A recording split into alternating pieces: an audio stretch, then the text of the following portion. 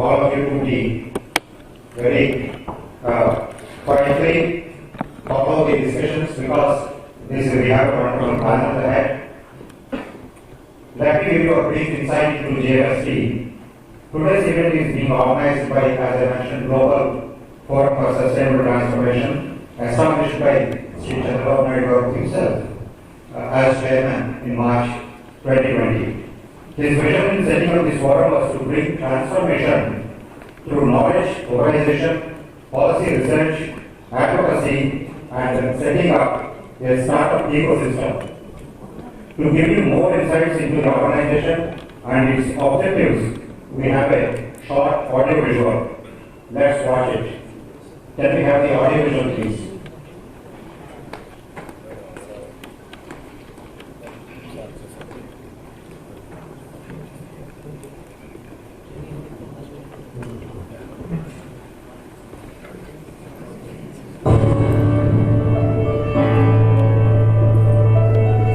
A strong economy is a source of national strength. As the fastest growing major economy, India stands out as a bright spot in the world. After nearly 400 years, India is well poised to regain its status as a global economic superpower that it held until around 1600, when it used to account for about a quarter of the global gross domestic product. Currently the fifth largest, India is expected to become the third largest economy in the next 5 years. With the mindset of a winner and strategic actions leveraging its strengths, it has the potential to become the second largest economy by 2047. These predictions are supported by strong fundamentals. 4 things that make India proud: vibrant democracy, demographic dividend, consumer demand, and digital infrastructure. India's population is among the youngest in otherwise aging competitive economies. As of 2022, the median age in India was 28 years, compared to 39 years of China and the United States, 45 in Western Europe, and 49 in Japan. This demographic dividend presents an extraordinary opportunity. During his address on the 76th Independence Day, the Prime Minister emphasized the Panch Pran, or lifeblood resolutions for the nation, calling upon the youth of India to play a crucial role in transforming the country into the strongest economy by the time it celebrates its 100th year of independence in 2047. The youth of today's India has the greatest potential not only to contribute to this country, but globally. Globally now, many of the large corporations, MNCs, and Fortune 500 companies have the support of many Indians who are now leaders in the board, leaders as the chief executives and chief technology officers, and also in public domain. So this is the inspiration drives GFST to train the youth and take them forward to be global leaders. We are trying to be an advisory and advocacy organization, not only for entrepreneurs but also for public policy makers.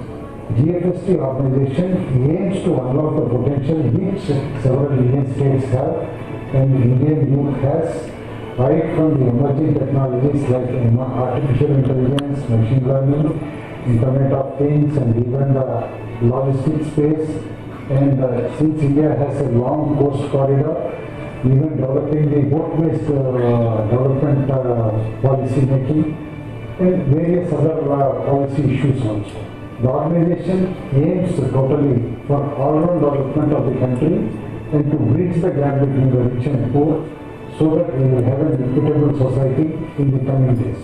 With the largest global diaspora, young and skilled Indian will be global citizen and will dominate the corporate, public governance and technological leadership. Indian consumer will follow the global demand of goods and services for the next 3 decades at least. Technology-driven fourth-generation enterprise in all sectors of economy, agriculture, industry and service will lead the future growth of Indian economy and well-being of its people. Recognizing this potential, Sri Chandrababu, A visionary leader laid the foundation of Global Forum for Sustainable Transformation, GFST. GFST is an apolitical not-for-profit think tank and policy advisory group for research and strategic sectors critical for transformation of India as a global leader. GFST is a platform for knowledge sharing, enterprise promotion for sustainable transformation of economies, enterprise and communities for overall well-being and happiness. Some of the sectors of interest at GFST are deep technology and digital transformation, infrastructure and logistics, strengthening startup ecosystem, institutional change management, social impact enterprise. Guided by the philosophy of Vasudhaiva Kutumbam, or the earth is one family and a more equitable world, GFST seeks sustainable transformation of economies, enterprise and communities for a shared vision of one earth, one family, one future. How do you wish to contribute to this change? Join us to learn more at gfst.in.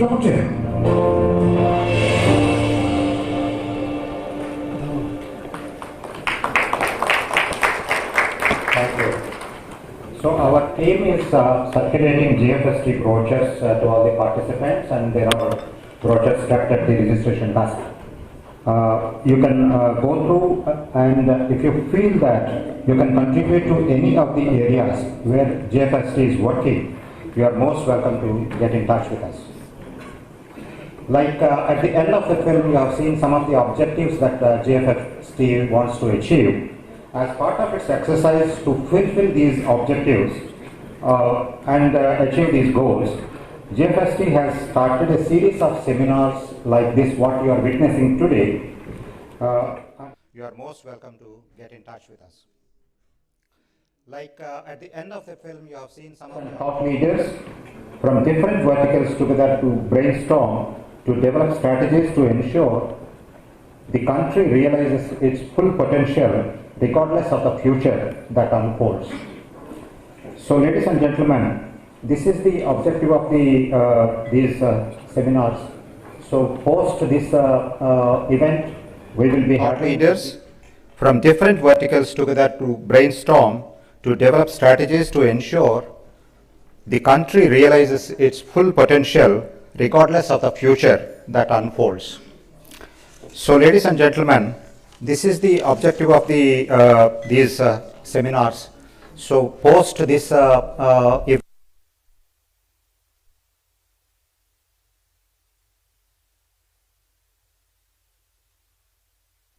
energy and public policy. So, we want all of you, both experts, industry leaders and young minds, to use these workshops and participate and contribute. Before I begin the actual session, I would like to invite our chief guest along with the team of GFST to light the lamp before we commence the program. So, sir, can I?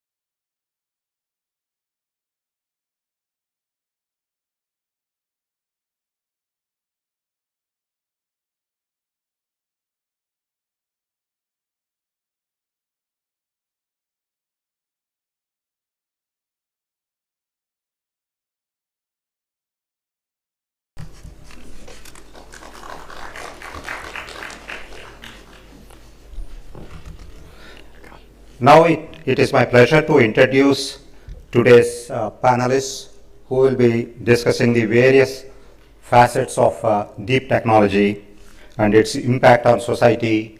How do we leverage this technology? How India can progress by applying deep technologies. Here I would like to share one thing. When we designed the program, we thought of having a panel discussion followed by requesting our chief guest Sri Chandrababu Naidu Garu to participate in the session, share his vision and thoughts with all the participants. But he preferred to be part of the panel and then to be engaged by you and also engaging you. So we are looking for a wonderful session, he being at the helm of affairs.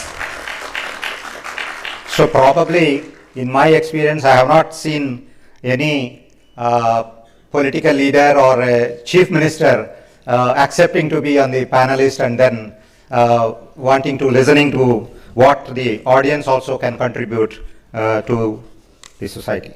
So first let me welcome Mr. Sanjay Jasrani.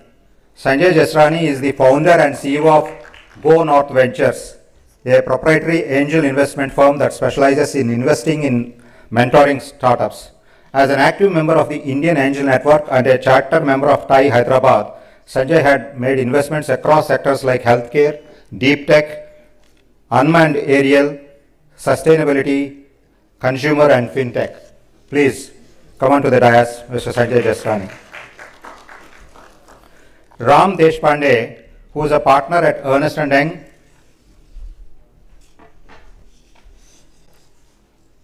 leads digital emerging technology consulting practice. He has over 25 plus years of experience in advising clients on digital transformation. He has worked extensively with Fortune 500 CXOs across consumer goods, retail, manufacturing, metals, mining, life sciences, etc. As a digital transformation leader, he has advised multiple clients on technology-enabled business transformation and adoption of digital solutions. Ram Deshpande. Sridhar Sheshatri is the co-founder and CEO of Spotlock, a deep tech product company based in Hyderabad and the US. Sridhar has previously worked at Facebook and EA Sports, where he led the product insights and the predictive analytics function. His expertise spans artificial intelligence, blockchain, quantum computing, and cybersecurity. Sridhar Sheshatri. Satish Lakaraju is the global head of air freight and pharma at Wizfreight, bringing 3 decades of experience in the logistics and supply chain industry. Worked at TNT Skypack, Dasher and Agility Logistics. He is on several industry bodies as advisor on logistics issues, an authority on cold chain, airport infrastructure for pharma cargo handling and perishable exports. Mr. Satish Lakaraju, please. Shreya Meyer is currently serving as the sector leader startup programs at Ernst & Young. Our chief guest of the today, Sri Chandrababu Naidu Garu, onto the dais. Our chief guest needs no introduction. Though it's a cliche, what more I can talk about him? A person in 2000, Time magazine named Naidu South Asian of the Year for turning Hyderabad into India's new information technology hub. Sri Nara Chandrababu Naidu is pioneer in implementing technology-intensive administrative measures to optimize efficiency. He is perhaps the first technocrat chief minister who visualized and laid foundation for building knowledge economy and digital economy way back in 2000. He believes in putting technology at the heart of development. Just to give few examples of his Technology Connect, he was the head of 13-member committee of chief ministers to promote digital payment systems and financial inclusion in India, which was constituted by the government in 2016. Sri Naidu Garu chaired the National IT panel under National Democratic Alliance government. In 2001, he was described as one of the hidden 7 working wonders around the world by Profit, a monthly magazine published by Oracle Corporation in US. Among the numerous awards given to him in 2000 in India, which was constituted by the government in 2016, Sri Naidu Garu chaired the National IT Panel under National Democratic Alliance government.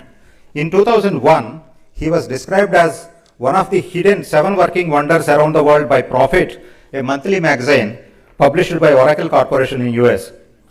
Among the numerous awards given to him in 2002, he was chosen as the IT Indian of the Millennium by popular vote conducted by India Today. Sir, we have the honor and pleasure to have you with us today. Please, I request you to come on to the dais.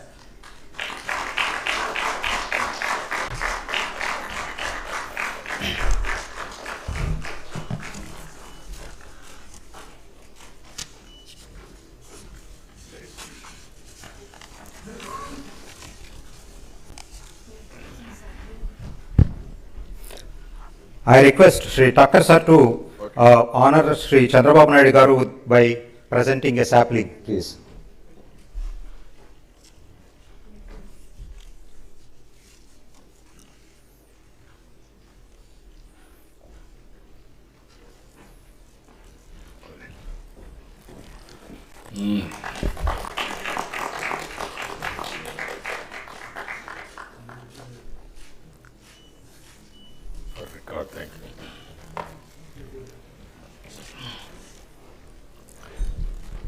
So now we are ready for the most exciting part of the today's event, the discussion part.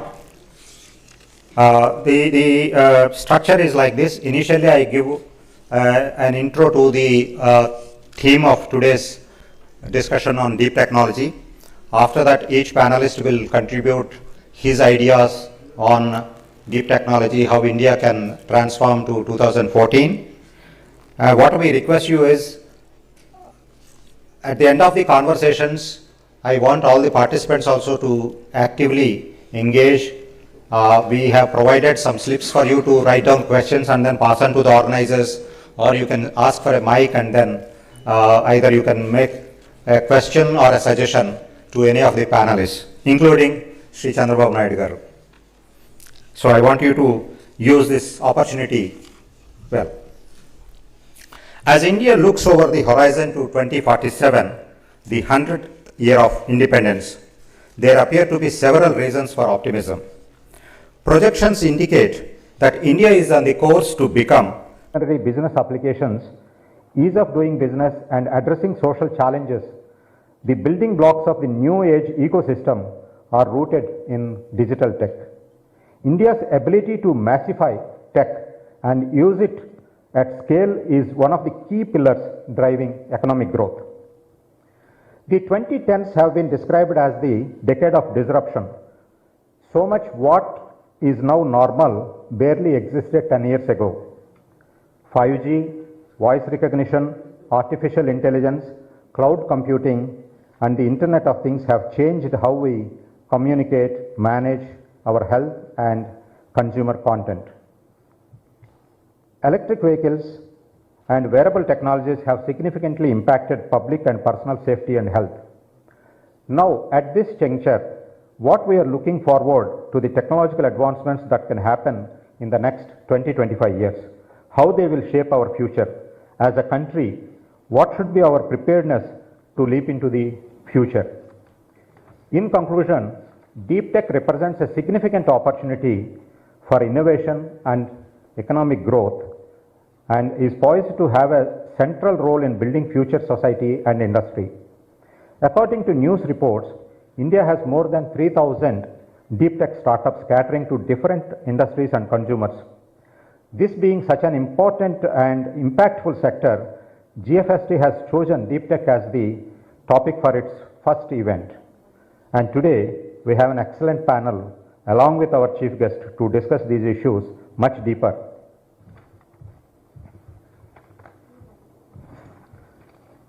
Since I have the responsibility of moderating the session as well, I have some questions to the panelists. My request to them is to be brief so that we can use maximum time and we have a very diversified thoughts coming from the audience as well as from other panelists. So let me begin by asking Mr. Sridhar Sheshadri, who is actually developing deep tech products, and he is practitioner at deep technology.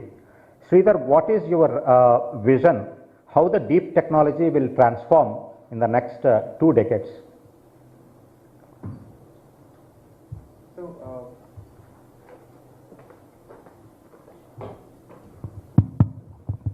It's working now.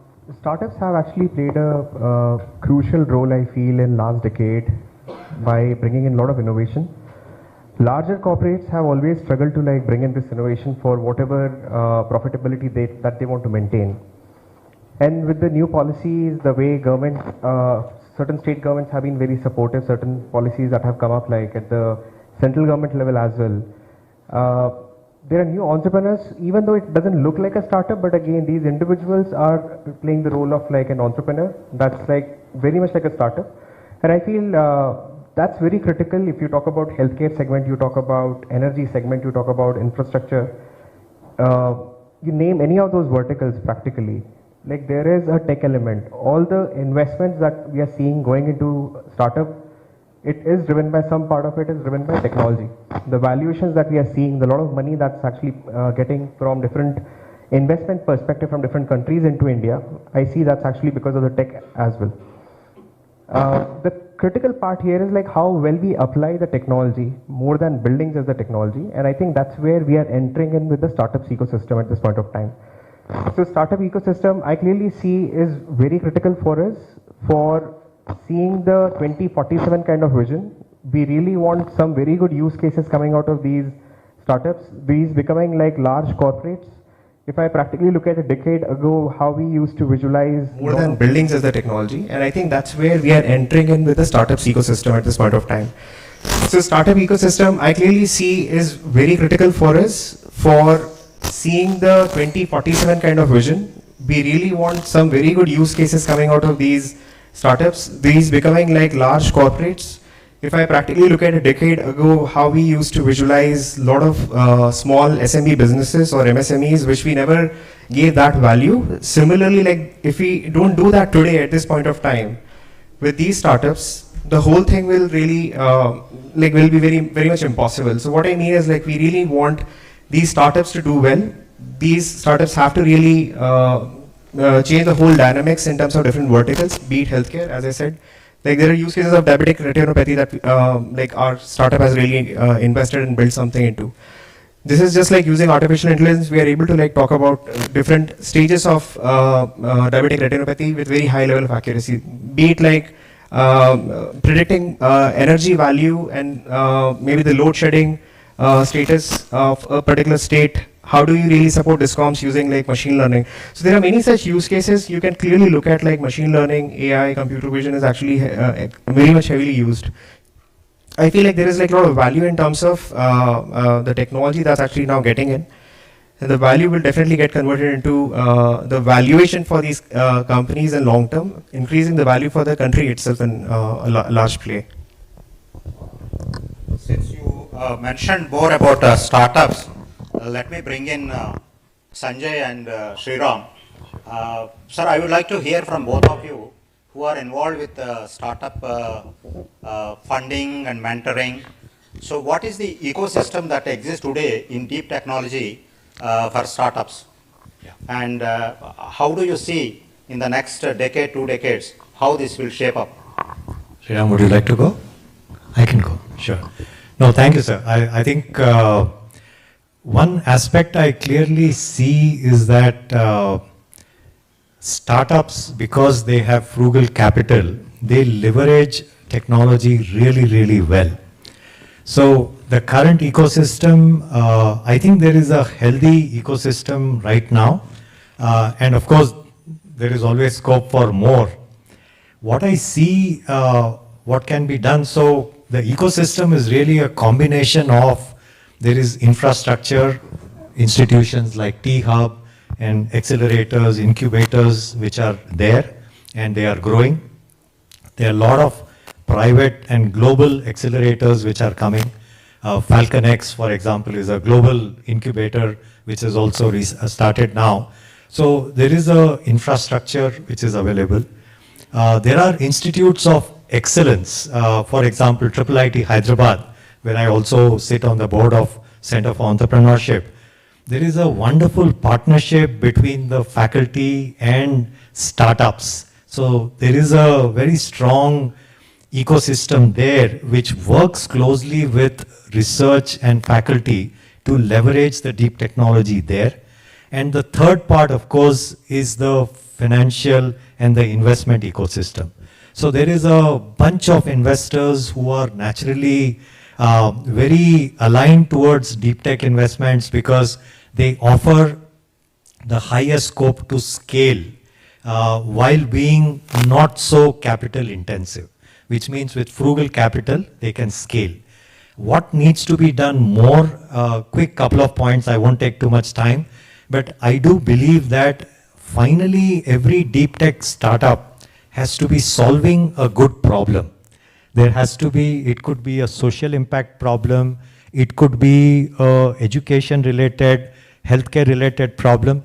So I just want to throw in a couple of examples here. For example, the whole Chat GPT and generative AI now, one sees Khan Academy, which is a global free learning organization, in combination with generative AI, can actually bring in education to the masses across India in different languages at a level where it can be immensely helpful to the children, and at different levels of their learning also they can benefit. So your question on how the ecosystem can be improved, can there be more participation from each of the domain institutes to work closely with the startups so that good use cases of the technology are identified and they can be translated into long-term, real and scalable solutions? That's my quick take, sir. Thank you. Thank you. Sriram. To add to further what Sanjay sir said, so there are quite a lot of things that if I am talking about ecosystem, would like to add to this list. So like for example, you require an active role of media, because until unless you have active role of media, how would investors get to know that which startup is good, or how would customer get to know that which startup is good? We would also like to have institutions like World Trade Center, TIE, NASSCOM, so on and so forth, to have more set of events wherein startups, they get visibility, they get the network, because it's all the network play. As one of my professors used to say, that your network is your net worth. So we need to network more. That is what startups require more and more. Further, we would require more and more research institutions like RICH, NASA, so on and so forth, so that they can solve or they can share in their researches with the startups, so that startup, they really get in the value product, but also bring in a wonderful valuation. So bringing that into the ecosystem, how do we do that? Further, we see that government has been talking about a lot of incubation centers being mandatories and all higher educational institutions. Furthermore, we would require that how do we really handle and manage the first time entrepreneurs, what we need to train them. So those are for certain few more things that we really need to think about from an ecosystem perspective that needs to come in. Further, what I would say last but not the least, but the most important factor is how do I think from a policy perspective, which is really going to change. Now, the elements that we and Sanjay spoke about right now, about these are the elements that the startup ecosystem requires.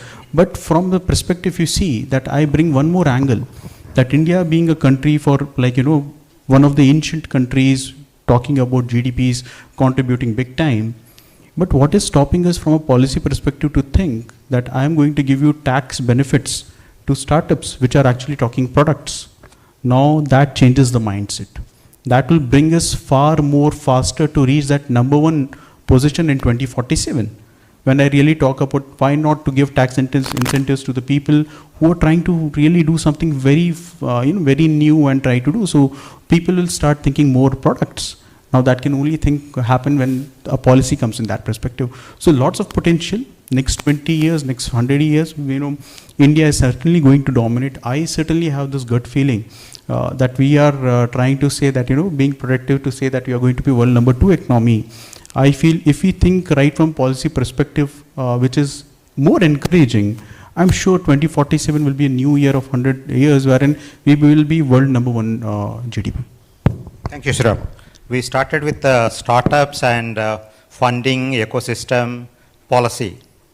Now let us go back and see how actually deep technology is being adopted. So Ram, I want you to comment on how enterprises, businesses or governments are using the deep technology. What is the demand coming from the industry? Then we can move to a use case, how a vertical looks at deep technology. Sure. I think especially in India right now, the way technology adoption is moving, right? And especially given that government has enabled some of the digital public goods, I think that is driving adoption in India very fast. The other piece which is very important here is, while the startup ecosystem is, I would say, the fuel in that engine, there is a strong governance also required on top of that to make sure that these are the tools. And I remember in earlier days, there was a saying that it's like any technology is like a torch, right? If you give it in the hands of right people, they will really scale the civilization to next level. But if it goes in wrong hands, then obviously it can really cause some disastrous impact. And that governance is very important. I think the adoption is really driven by the reach in the market. Now most of the technologies, be it mobile phones, be it broadband, everything is available to the citizens in the remotest place in India. And that is actually triggering a lot of new use cases. And that ultimately triggers the excitement in the startups, and then that builds the whole ecosystem. Now, the governance part of that also is very important. And that's where some of the organizations like, the big fours, right? They play a very accountable role, I would say. Not only responsible, but they hold the accountability to bring that governance to people and make sure that they work very closely with leaders like you, sir, as well as the industry academia and others, to make sure that the adoption is sustainable adoption. And it's not just a spike we see and then it actually goes other way, right? So that's my take. Thank you. Satish, how do you see as a user segment in the logistics industry, how deep technology is perceived? What is the level of usage of technology for business purposes? What is your requirement from deep technologies? So I think to just set the context more in terms of deep technology and the startups and the rest of them, logistics undoubtedly is the oldest profession. Probably prostitution was considered as the oldest profession, and then the logistics came into it. But as far as technology is concerned and its adoption is concerned, you are not even at a 1% or a 2% really in terms of everyone using it. Probably Amazon is one case of a solid deep technology used. But if you look at today, if you look at a basic fundamental in logistics, you almost do 17 times a data entry before a shipment moves from a point A to a final point B in the other part of the world. Now, if you have technology, you should not be entering data 17 times because it's criminal in that sort of it. A fundamental thing that has happened over the years is that logistics companies have tried to build their own technology, but 99% of them, after burning millions of dollars, have not been able to build the technology and have failed. So there are a few set of people who give you a technology which is there. The tech companies don't understand our requirement. The biggest challenge, Ram, for all of us to understand is that guys pass out from IITs, Purdue universities, you name it, and they would have built billions of dollars. But when I talk to a lot of the tech guys who come up and throw things at us, we actually shocked is the understanding of the end-to-end visibility and the rest of them is really a bad situation. Now, matured companies that are there in country like India, I'm not even going to a GE or someone where technology is highly required, because you've seen what has happened in pandemic, how vaccine was distributed and how technology really helped us to get. All of us sitting here undoubtedly have got a vaccine.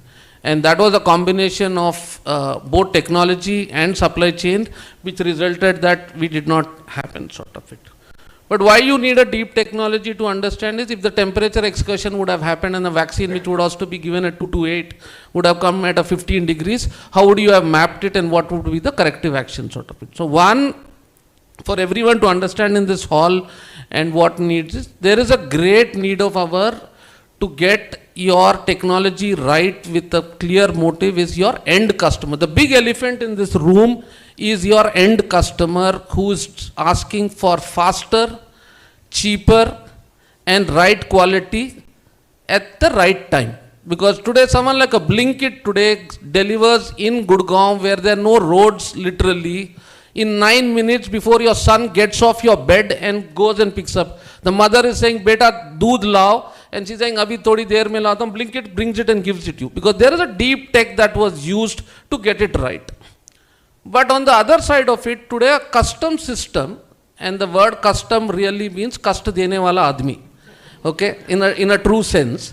The custom system still drops every 40 minutes and you are not even sure whether your shipment can get onto the next flight. So there is a lack of visibility in terms of, is my system up? 2, can I load it on an aircraft? So then you have a gap between where you do not know sort of it. So I think end of the day, even if for all the people who are trying to do startups, talk to senior veterans like us in the logistics industry to understand what is the requirement and what is readily available. Today we see that there's already a system available being run by an X company, but Y is trying to make the same thing in a new form and shape. So you're confusing it. So first the startups in the ecosystem need to talk to themselves very clearly and understand, is there a need for another startup to come? Otherwise you will come and you will go, like Sanjay and we were talking off late, the mortality rate is going to be extremely high. And then the last bit that I want to tell you is that there should be some madness in why you are doing this purpose, because anything without a purpose is a disaster. Like when I was talking to sir offline, is that how can we help our farmers to put our produce in the US? Half our population from Andhra and Telangana are, where are they sitting? They are sitting in the North America and Canada. If they want a vegetable today, it is coming from China or it is coming from Canada. It is not going from Andhra. Now, how can you get this produce consolidated and sent to that part of the world? And how can you put all these aircraft quantums together is not something which no one is working today. And unfortunately, that is what we are trying to solve now. And that's how we've set up our own tech center, saying is that no one will solve it for you. You get your fund, you get your thing. And now, like I was telling, we are 1,000 employees in less than 2 years. We are in 12 countries. And all the big brands have started to work with us. Because we've got it right somewhere. I think that is what I can only tell you is that we've definitely got it right. So I can take a little more questions later, but I'm giving you an insight of what is happening. Thank you. Sir, over to you now. Couple of decades ago, when there is no infrastructure, both physical or IT, no human resources are available. Today we are talking about a lot of technologies, startups, ecosystems and all that.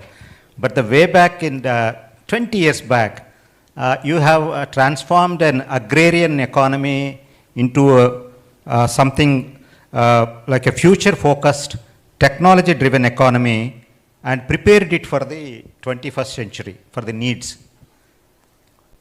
Big round of applause for that. Thank you. So, now a lot is happening. India is like now becoming top 3 globally.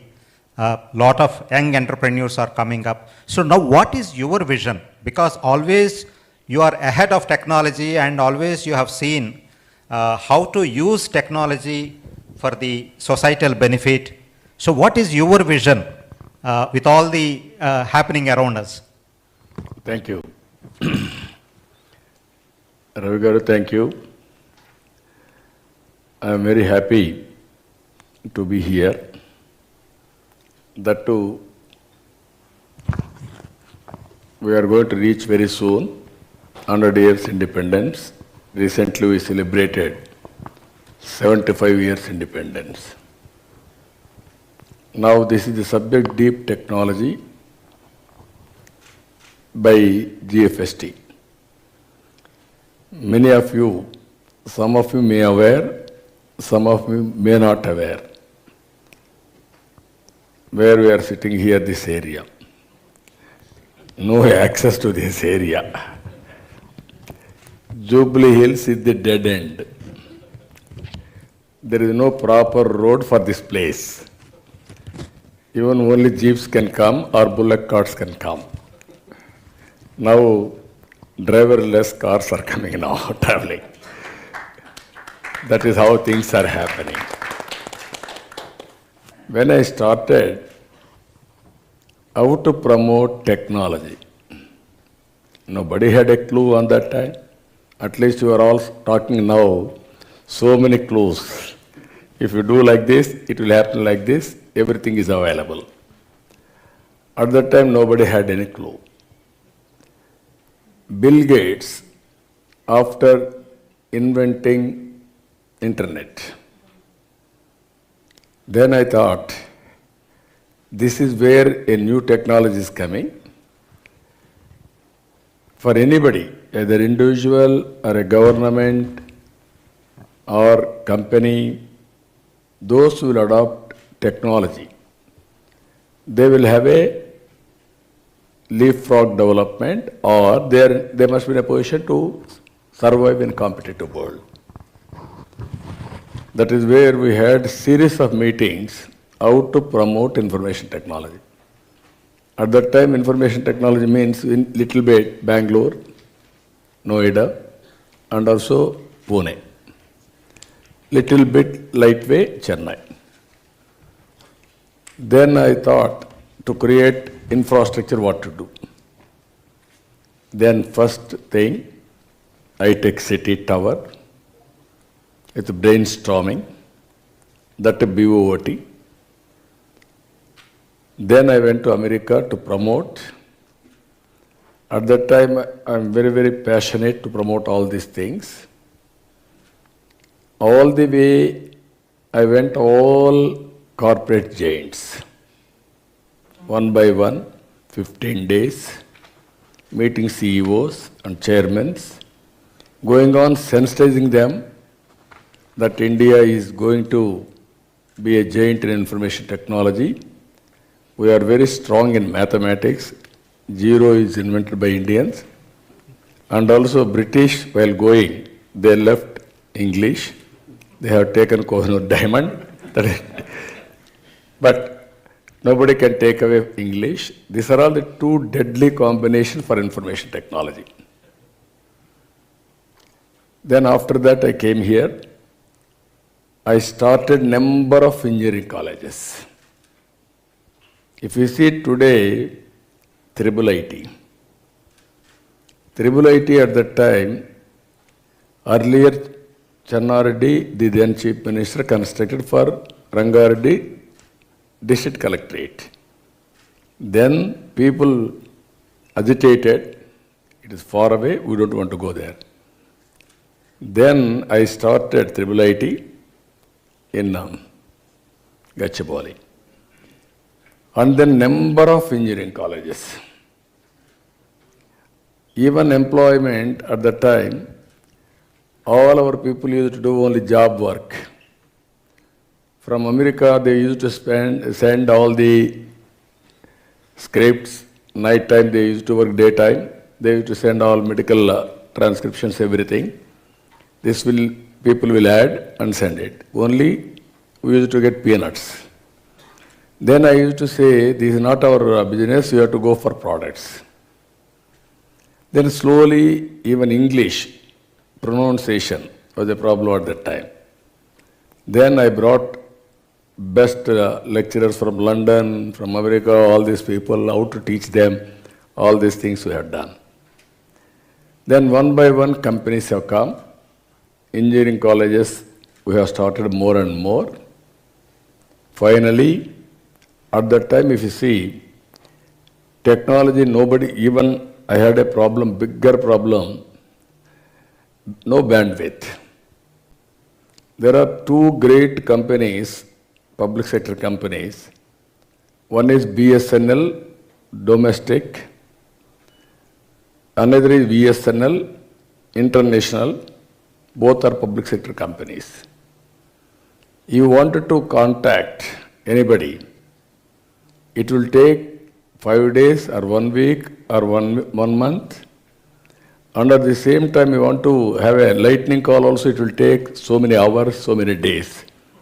But you know one operator in the exchange, you will give directly. That were the days. Even international calls, so much of difficulty to get, prohibitive cost. Then I studied all over the world how things are happening, how China is adding all these things.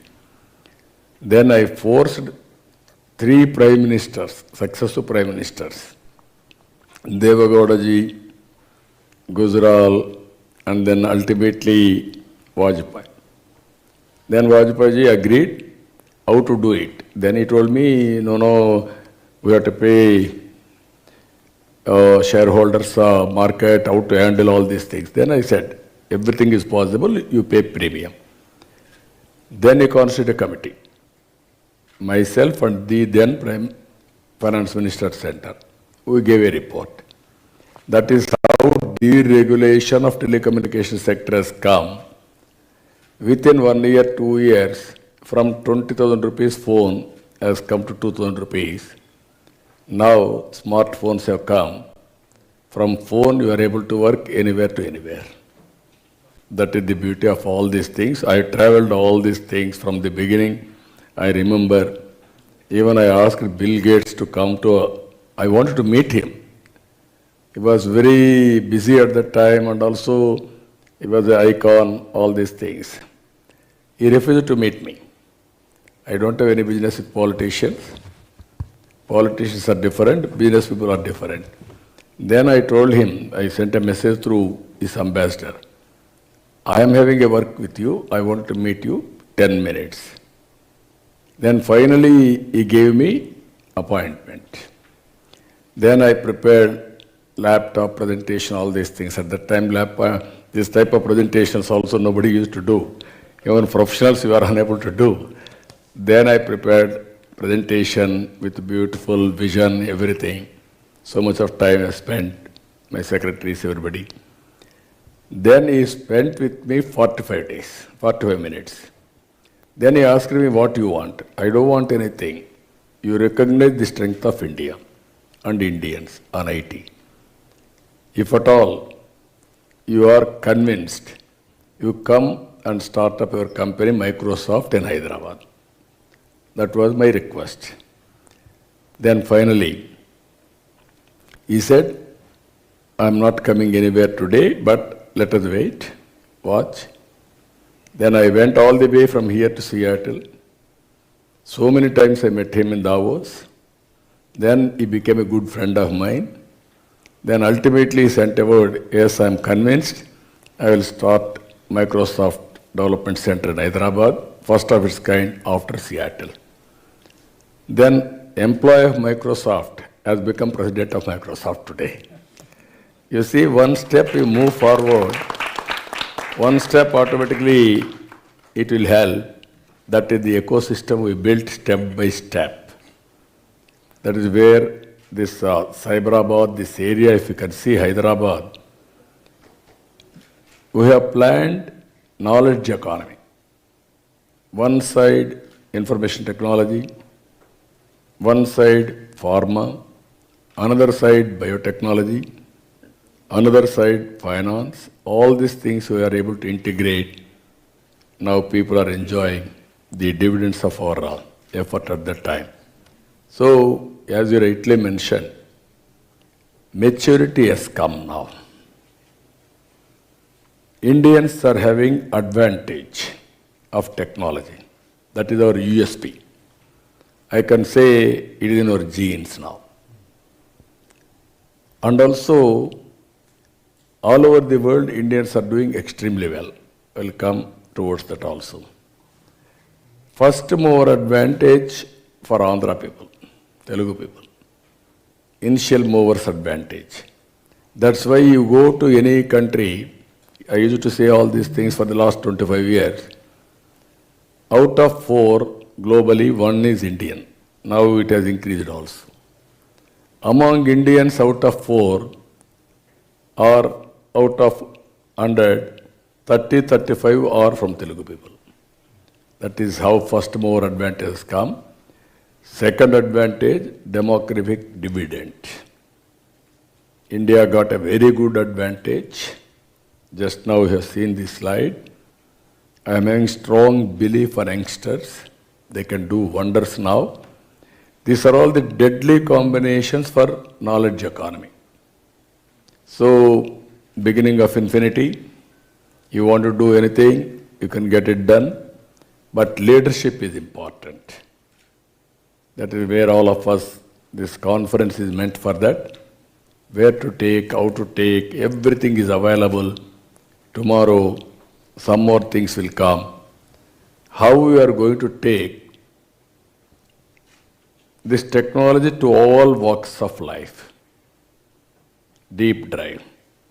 Second, how policy makers can make a public policy to promote this for overall benefit of the common man. We are all talking only entrepreneurs, ecosystem, that's good. But at the same time, all of us has to keep general public, poorest of the poor, or masses, how to empower them. This is where I am very much interested with all of you. I am a student. I want to learn from you. Sometimes learning is a continuous process. Sometimes what you learned earlier, it has become irrelevant. New things, again we have to learn continuously and apply our mind. So I want to listen more from you, how to take the benefits of all these things to the common man. There also I want to discuss some of the items. One is if you can go through, India is a great country. Even from the beginning, India is a great country. 400 years back, we are great. After that, so many innovations, so many people have come, they destroyed economy, they looted economy, all these things have happened. 1991, that to Telugu man, P.V. Narasimha Rao, has started economic reforms. That is the beginning of turning point for India. That is where so many engineering colleges, medical colleges, all these things have come. This is where, after economic reforms, PPP model, public-private partnership, I can call it P3 model. This model is creating wealth. That is the result of, if you see all of you, you may not visualize, but people are enjoying because everything is available now. Roads, one example.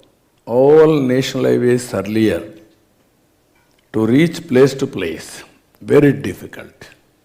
Small country, Malaysia, they had 8-lane road, 1,000 kilometers east-west corridor. I traveled that road. Then I met the then Prime Minister. I am feeling very bad. I am feeling ashamed of it. Small country, 2 crore population, they are having this road, we must have. Then he told me, where is money? Money is not necessary, money will generate. That is where we brought first time, under PPP model, BOOT, build, operate, own and transfer. First proof of concept, Chennai to Nellore. Today if you go anywhere, your national highways, very, very happy, drive to, we are having pleasure to drive. That is the beauty of all of our roads. One decision has made all the difference to reach the last mile. Now national highways are having abundant funds. Where is the funds? Users are paying. Now they are going with the technology now. That is where deep drive technology, cameras, automatically to lead your car, then bill will come to you, no pain for you, no corruption. That is the benefit you got it. Then recently I'm thinking, why can't you make all roads, including state highways, BOT model? Then collect money from cars, four-wheelers, totally, cars or buses or trucks. It will be win-win situation. That is the policies all of you has to think over. Now I am having one more thing, wealth creation is certain. All wealth are enjoying only few individuals or few companies. This is where I am thinking P4 model. People, public, private partnership. Make people as partners. And Sanjay is doing mentoring for startup companies. Why can't you mentor people also, depending upon your bandwidth, 100 people, 50 people like that, every individual can do it, then this country will become great country. 2047, no poverty in India. Every poor man you can make rich. This is my ambition, this is my desire, this is my request for all of you. Find solutions for that. That is where I came here to learn from you. As a policy maker, I have seen bullock cart. As MLA, I used to get 3 cylinders quota to recommend. At that time, 3 phones won't work, only ornamental. These are all the quota. Today you are seeing all these things changes. Driverless car, bullet trains, and also fuel. At that time, power also so many problems. I had a hectic time when I became Chief Minister with this Sauda, Electricity Department. Every summer, 3 months, all communist leaders used to bring people in a big way. They used to demonstrate there. Roads are blocked. Assembly they used to stall. No power. Then I used to take helicopter to go there to witness that fields. That were the days. Then I brought power sector reforms. You have seen that power sector reforms today. This is where everything is possible now. It is only visualization and how we are going to, after visualization, how we are going to transform vision into outcomes. If we do that, I don't have any doubt India will become globally number 2, our people are saying, but if perform, we will become number 1. Indians, I am 100% confident, they will be number 1 globally by 2047. Not Jewish, Indians will be number 1. Among them, Telugu people will be torchbearer. That is going to happen. So I need to learn from you, all of you. Thank you very much, sir, for that wonderful, insightful. You took us back, and then also you have shown us the vision for the future. Wonderful. A big round of applause to Chandrababu. Thank you. So as sir said, please be ready with your questions. If you have already made, please pass on the comments. I will have one more round of with the panelists, and then we'll come to you. Okay? No, you can ask some questions, again I can come. Okay, okay. That is better. I see a hand there. Please announce your name and company or organization. Thank you, sir. I have 2 gurus on the days, Mr. Sanjay and of course you. Sir, I'll give you a context to the question. In 2007, I was at the London School of Economics. We had the Nobel Prize winner, Paul Krugman, who spoke about you in 2006 as being the harbinger of reforms in India. You saw technology when we barely heard about it. So I would call you the original, the OG of technology is you. So my question is,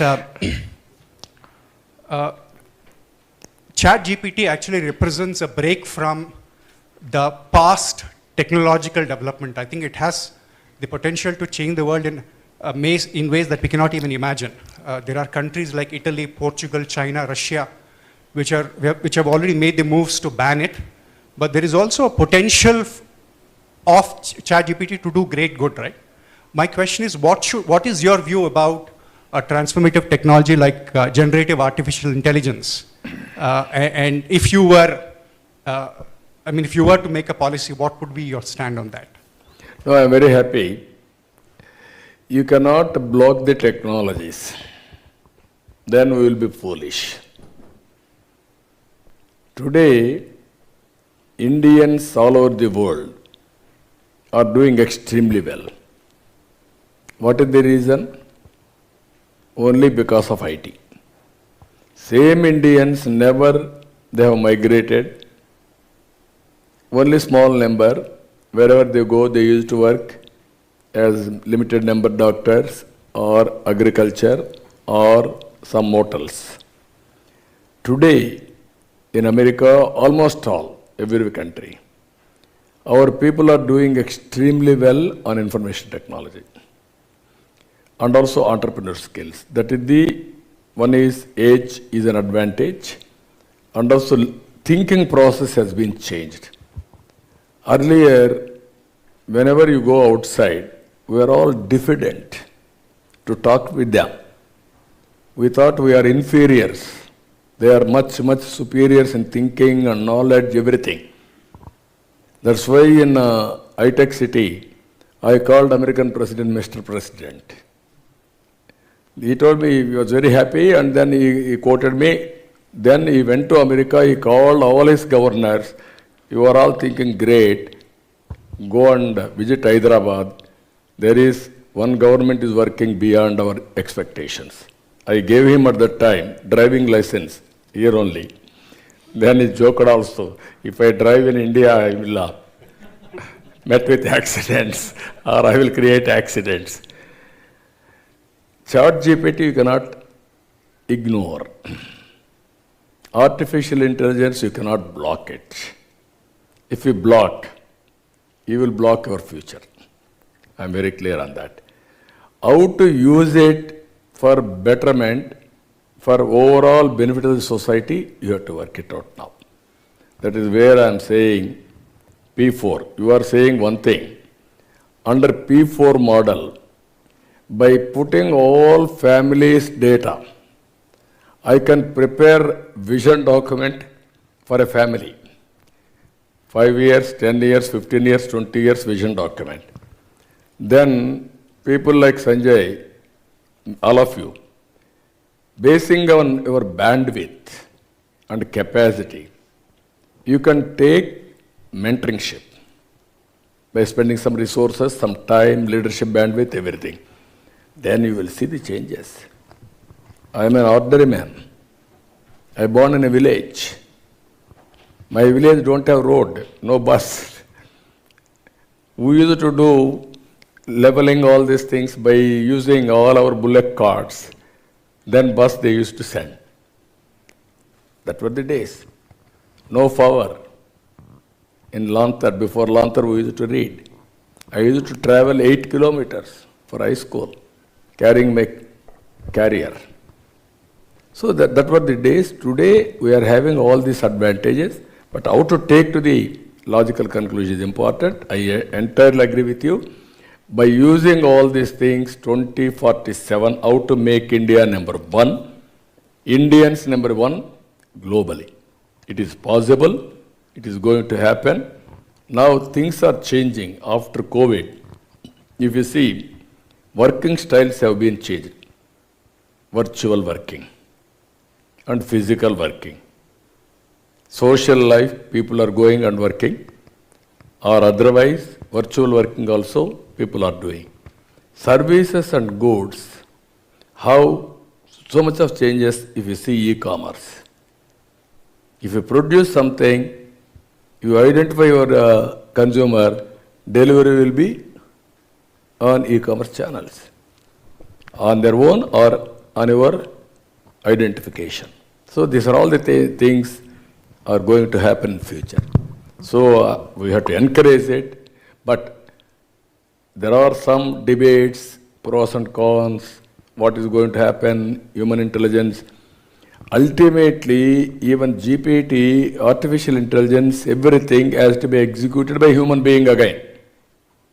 that is where Indians are having upper hand. That we have to use it. Thank you. Before coming to audience questions, since the chat GPT subject has come up, I also want to have the technologist perception. So there are two things. One is, Sridhar, you should tell us what are the ethical issues involved with chat GPT. My second question to any of the panelists is, how chat GPT can be used by common man? Because I think this is the quickest adoption that we are seeing, either governance or how can it be used by industry quickly? So the ethics part is like always subjective because the law of the land defines ethics at times, but I feel like we have to take it a level above and think from humanity's perspective, where there are certain set of well-being pillars for ethics which are defined. We have to ensure new frameworks have to be defined as part of the policy, where the 5 pillars of ethics are taken care of, and it is actually correlated to the technology use. Example like as simple as you're writing an exam today, and that exam questions, if I put into chat GPT and I generate all the answers, while the government is trying to help online education, and if I use a tool like chat GPT and fill those answers and pass my exam and get my degrees, that is unethical. So we will have to even make counter systems to like stop that, where the work will start happening eventually as we make policies around it, and especially like people who are here in the crowd who are like all experts for some of these domains of deep tech. I believe that's their role as well, to come forward, draft these policies, pass on to GFST kind of bodies, where while there is an opportunity in future, we can work together to make policies and ensure like we are ready. India is ready actually for that bit of it. So anything that you believe like is a question mark, like I can imagine 50 years ago or maybe 100 years ago when everybody couldn't get a driving license and there was no clear definition of accidents, there was always a gray area around it. Similarly, we are in a gray area spot at this point of time around ethics. There has to be policy creation to be done. Once we create these policies, we help the government rather than putting a question mark. I think we will then lead this whole journey to the next bit of it. So right now, that's the time. No, can I intervene here? When I started biotechnology, people said it is not correct. If I should have stopped at that time, no COVID vaccine today by India. This is where I am saying how to use it for better purpose is important. Everybody is saying at that time, because of biotechnology, so many changes, artificial changes you can bring, it is not good for nature. Nobody stopped it, it has gone. That is what. No, thank you, Ramprasad. And Kiran is a good friend. Thank you for asking. So my view is that with guardrails, I'm a big fan of that ChatGPT can be a quantum leap in terms of democratizing technology. I'll just take 2 quick use cases, Mr. Ramprasad. One is, like Sir mentioned, very kind of him to say that, you know, I'm a mentor and I can do that. Actually, in education or even in access to public policy, benefits and everything, there are already systems which are coming into place where ChatGPT can be used by the common man to understand what are the various benefits which the government is offering. They can be around subsidies, they can be around insurance, they can be around free education for their daughter, bunch of stuff. Similarly, in education, the point I mentioned about Khan Academy, I was watching a TEDx video which shows that on one side, like he said, you could use ChatGPT to cheat and actually, you know, make your answers, right? But on the other side, with certain guardrails, ChatGPT can be your personalized mentor, your personalized teacher, where it will ask you questions. It will help you to think in the right direction. If I were to just dip towards healthcare, I'm fairly engaged with healthcare quite a bit. I'm on the board of a large hospital in Hyderabad. Today, the healthcare proportion of doctors to population is extremely low, especially rural healthcare, like Sir mentioned. If I look at the Bharat side access to healthcare, ChatGPT can be a good co-pilot for telehealth practices. a lot of standardized responses can be filtered. I'll give you an example. Triple I, there is a healthcare startup which detects tuberculosis by the sound of the cough, as versus taking a sample of your sputum and then culturing it and taking 10 days. With a 95% plus accuracy, this startup is able to detect early tuberculosis just by the sound of the cough. Deep tech AI combination into healthcare. That's my quick contribution, sir. Thank you. Thank you. Sriram, quickly. So, with reference to what exactly the chat GPT is doing, like for example, as Sanjay also mentioned that, that you can become a personal this thing, and I see this there is a lot of potential. As sir was saying initially, that, if we take example, these all things actually get to feed it into chat GPT. If you see example of even Mukesh Ambani, few days back, of probably 18 months back, they hired a few consultants. They are looking at the Japanese model to prepare a vision document that what should be the vision for that company and that for their family. So as sir rightly said, it is very much required when you are talking about SDG goal number 15, 17, thinking about people, that how they should think about livelihood, how they should go to the next levels. I guess this is where the technology should go in. The technology should go into a level that, okay, if I'm going to give in my resume, or if I'm going to say that this is what I am doing and what is what I need, a chat GPT should tell me that, hey, this is what is possible for you. We don't have access to good research papers. We don't have access to best of the technologies. They should tell, hey, this is what your path is. This is how it should be. So as in the other people on the forum said, there are very, possibilities which will really help us to go to the next level. Also, healthcare policy works everywhere wherein ChatGPT can play a significant role. Yeah. Yeah, I'll just add a couple of points and I'll go back to sir's earlier comment. How to take technology to the grassroots level people. Agriculture sector, right? I think there is a there are many use cases in agri sector with generative AI, which is ChatGPT, or even broader AI also, right? The advantage India has, right? All these systems fuel on data.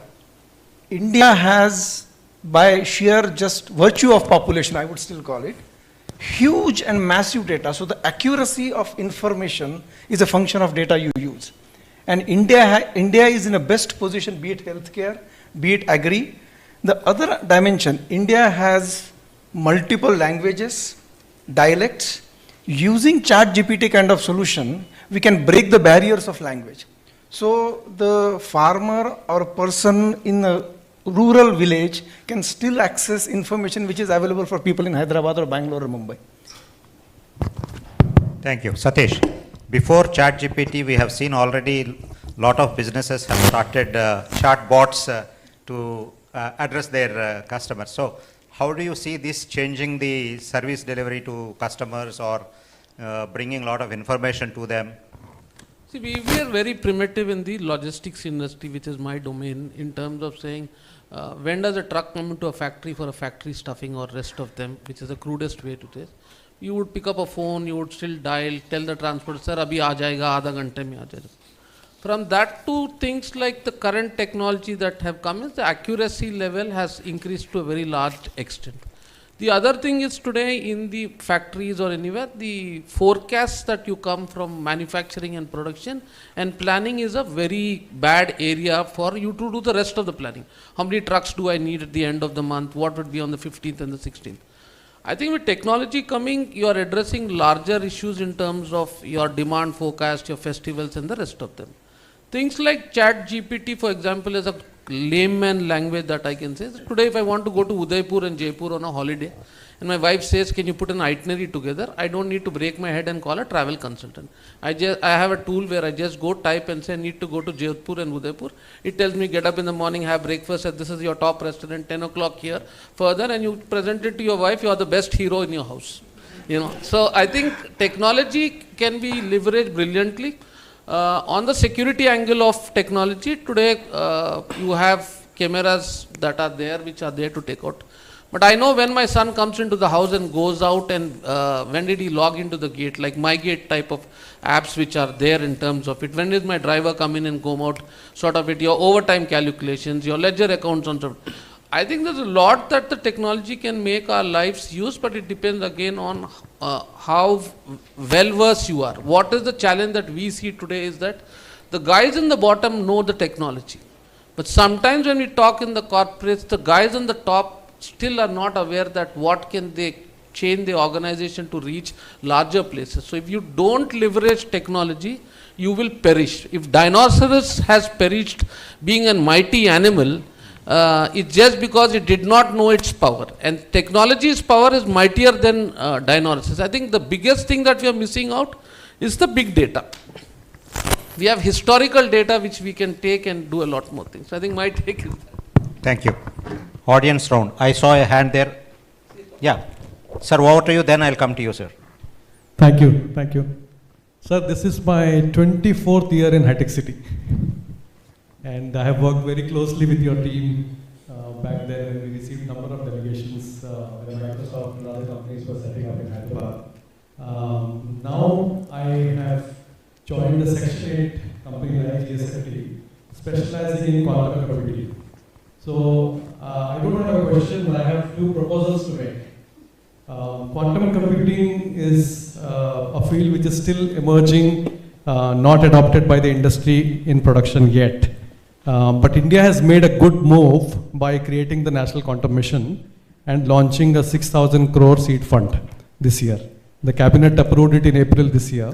That was in the making for the last 3 years. I wish we had somebody like you to accelerate some of those.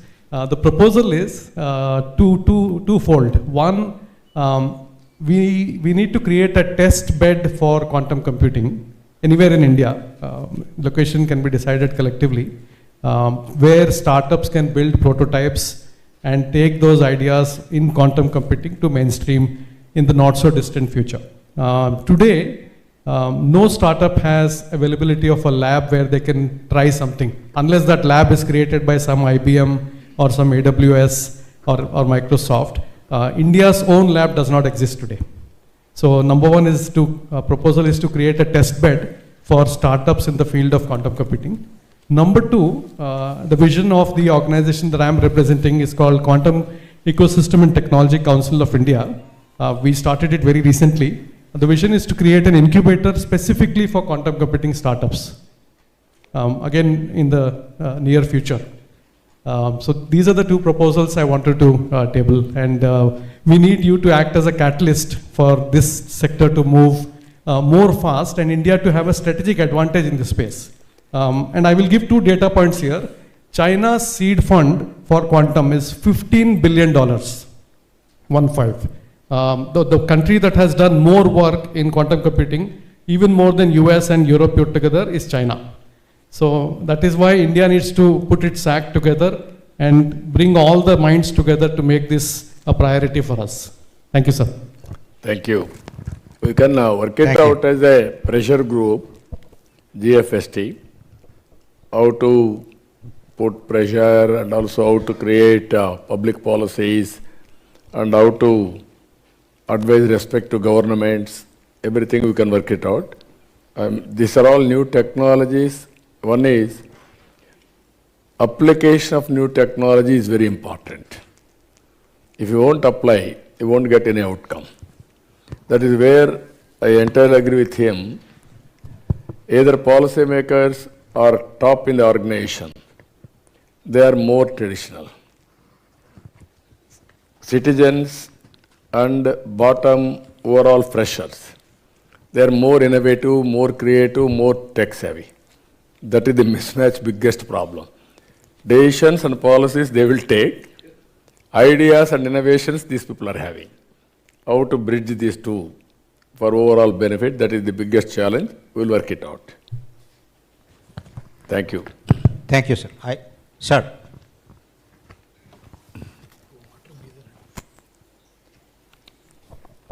Yeah.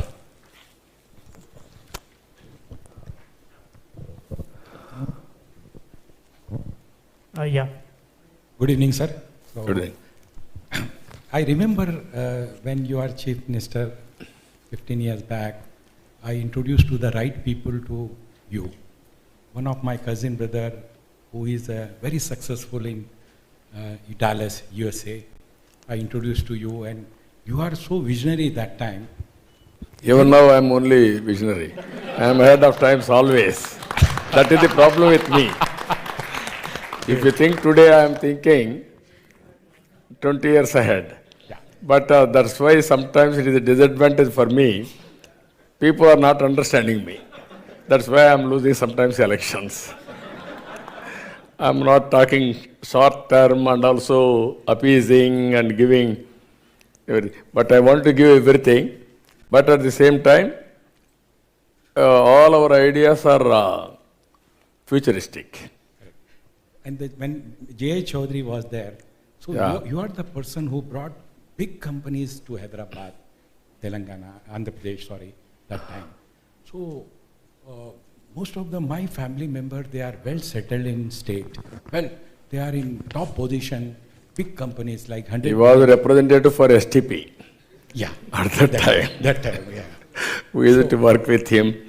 So we will work with you, and we will see that how make India global. One of the your But the vision only is problem is those who got benefit out of my policies, they are not supporting further how to take forward.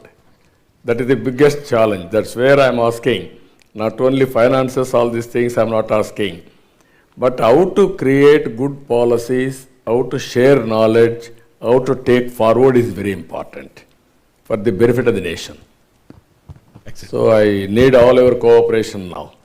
Everybody has to cooperate. All of us will work as a group for 2047. How to make this great country #1 in the world. We will give policies, we will prepare vision. and the India will become on the world map definitely because of your leadership and everyone's support. Yeah, Thank you. everybody has to cooperate. Thank you. I see a hand there.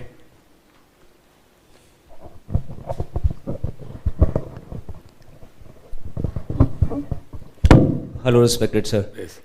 I'm not from Andhra or I'm not from Hyderabad, but I started my career from here, and there are some goosebumps on my hand that I started my career from Hyderabad, and you were the one I received the first award when you inaugurated GenPact in Uppal.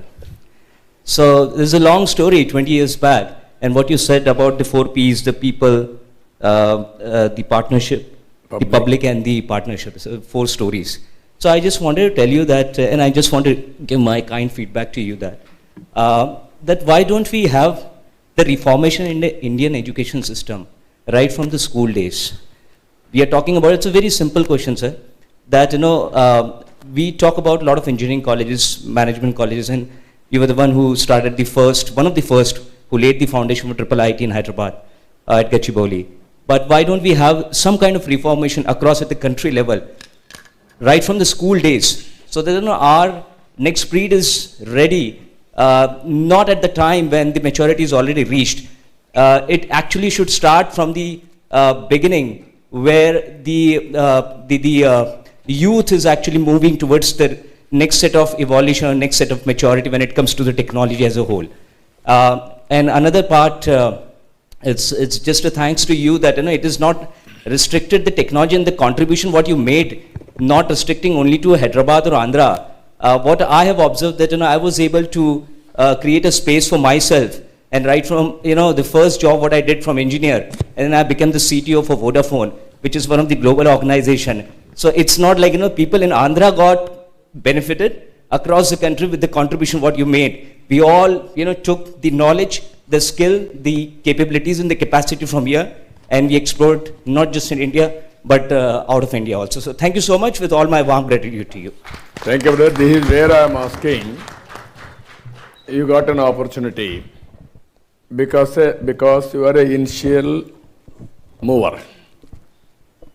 First mover advantage, you got it at that time. Now you have reached a good position. This is where I am saying now technology is matured, and also it is a continuous process. That's why I referred beginning of infinity. You are seeing some changes as on today. Chat GPT is one. In future, you are going to see more changes and everything is possible. That is what is going to happen in future. This is where all of you I am asking, as you rightly mentioned, you are mentioning education. I am asking top 10 policies where we can transform India, number one globally, Indians, number one globally, and also Indians can work virtually and physically for global service. Once we are all thinking population as a disadvantage. I also promoted population control. Very vigorously I used to promote. I used to call public meeting, 4 children mother, 1 child mother, I used to call on the dais. Advantage, disadvantage, I used to compare. Then they confessed. No, 1 child is they are looking after very well. 4 child we are unable to look after well. That's why within 1 decade I was able to control population. Same person I am promoting now, population management. At that time I imposed ban. If you are having 2 children, more than 2, you are not eligible to contest in local bodies. Recently I announced, I am lifting that ban. I am promoting population because in future, aging population is increasing in Andhra now, in South India totally. That is a dangerous trend. That is where I am saying, one is education policy, comprehensive policy, deep tech in education. And also you can go healthcare, as you rightly mentioned, all of you, so much of work we have to do. By using technology, accuracy and proper knowledge, and we can do wonders. I am working now, one small example as an NGO, Nutriful. This Nutriful, in a trust we are working, by having, one is preventive health, and also with all these things, food as a medicine, kitchen as a pharmacy. So what your body, one is gut. You manage your gut, then so many problems you can control. You have to manage your mind. Mind and gut will talk continuously. Something wrong, then whole ecosystem will disturb. Either your heart, your BP, your sugar, your kidney, everything. Even some preventive, once in 3 months or 6 months, you can have a blood test. Basing on blood test clinical results, you can prescribe diet. Same diet, moderate or nutritious food, which one you have to take, which one you cannot take, all these things if you can do. 100% preventive disease you can control. Preventive health you can go. Communicable disease you are seeing. So much of money you are spending. From there onwards, specialization will come, as you mentioned rightly, doctors. If you can compare population with a doctor, you cannot meet. You can go with technology. Every person we can take care. Either preventive health and cure also we can handle in such a way, cost-effective healthcare. That is where you have to go through some measures, deep tech. Then road connectivity, just now I told you. Now we can go new energy policy. I created energy policy at that time, power sector reforms. At that time, if you see 60% theft or transmission losses, distribution losses, then first time power sector reforms, the regulatory commission and energy auditing, everything we have done. Today, recently I promoted solar, wind. If you can make new energy policy, you can reduce cost of fuel in all walks of life, either industry, either domestic, whatever traveling, your cars, everything drastically. How to do that? Now, just like social media, everybody is a owner on communication. Energy also you can produce at your premises, at farm, Agriculture, you can subsidy, you can give it free. Then you can generate power, no land cost. Then you can use it for lifting of water. There is surplus, you will give it to grid. Then you can grid, you have to manage. Government has to manage grid. How to manage grid? Deficit surplus for the consumer. Existing grid is enough. If you go for deep tech, again, 20 years back, 25 years back, from Yusuf Guda, I used to operate all substations off and on. Not there. Today, your house I can cut power. That is the technology today. So what I am saying, if you can do all these things, energy, it will come 2 rupees, 253 rupees. Your house will be a charging station for your car or cycle or scooter. Your road is seamlessly you can travel. And energy, this environment you can imagine. All energy, electrical vehicles. So that is where I want, even governments wants money. You are saying for unit 3 rupees. I can charge you 1 rupee for electricity duty. It is a win-win situation. Government will get money. You will also happy. Clean energy, environmental, friendly. That is where you have to think energy, new energy policy. Same thing in agriculture. Lot of scope. We can produce food for the global community. Use drones, cloud computing, and then specified areas where you have to spray pesticide. Now we are going on spraying 5 times, 6 times, 10 times without knowing what is that fertilizer or pesticide owner will tell. You take this and spray, we are spraying. So that is where agriculture revolution can bring water, how to harness water, water policy. If you can bring all these things, digital currency is one in my heart. 500 or 1,000 rupees or for 2,000 rupees, they have banned. Even 500 also if you can do. Even every Kirana Kotu or this what you call T-Bala is able to give you swapping all these things, QR code, and automatically supplying tea, is productivity has increased, no changes are all these things.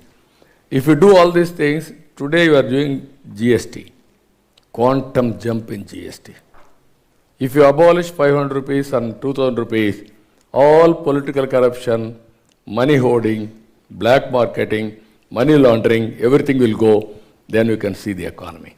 Multiple areas it will grow. Finally, P4.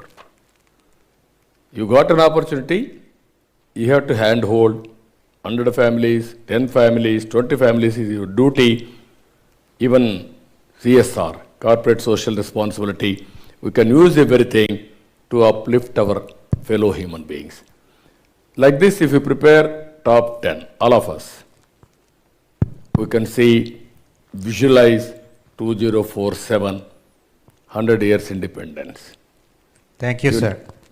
It doesn't look like you are seeking any opinions or suggestions from all the experts. No, I'm giving thoughts. You already have so much of agenda prepared and...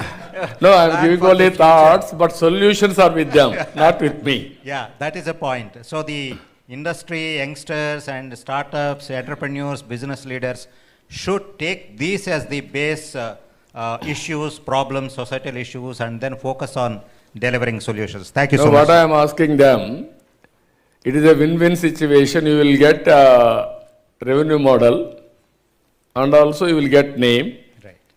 I will get good benefit out of it. That is, poor people will become rich. Right. That is my dream. That is my wish. Sir, I one more time go back to the panelists. In earlier conversations, we heard so many times policy. So can you quickly, very pointedly give, what are the policy changes that you require, state governments or central government or whatever, to enable this technology, this ecosystem, and to make the industry deliver solutions for the vision of serving the people? Sanjay. Very pointed. Yes, sir. I'll just take a quick couple of minutes. I would like to say that if the government or the policymakers can encourage that domain and technology marriage, I feel that would be the best, because many times I see that there is a disconnect. There is technology which is being developed, but the use case and coming from the problem back into the technology needs a little bit of a overarching hand to come in. I feel maybe the policy makers can contribute to that area. That's my quick one take, sir. Thank you. I think given all these technology advancements, and as I said earlier, data is the key for this. So, and now data is wealth. Yes. And every equipment, every machine will start generating data now.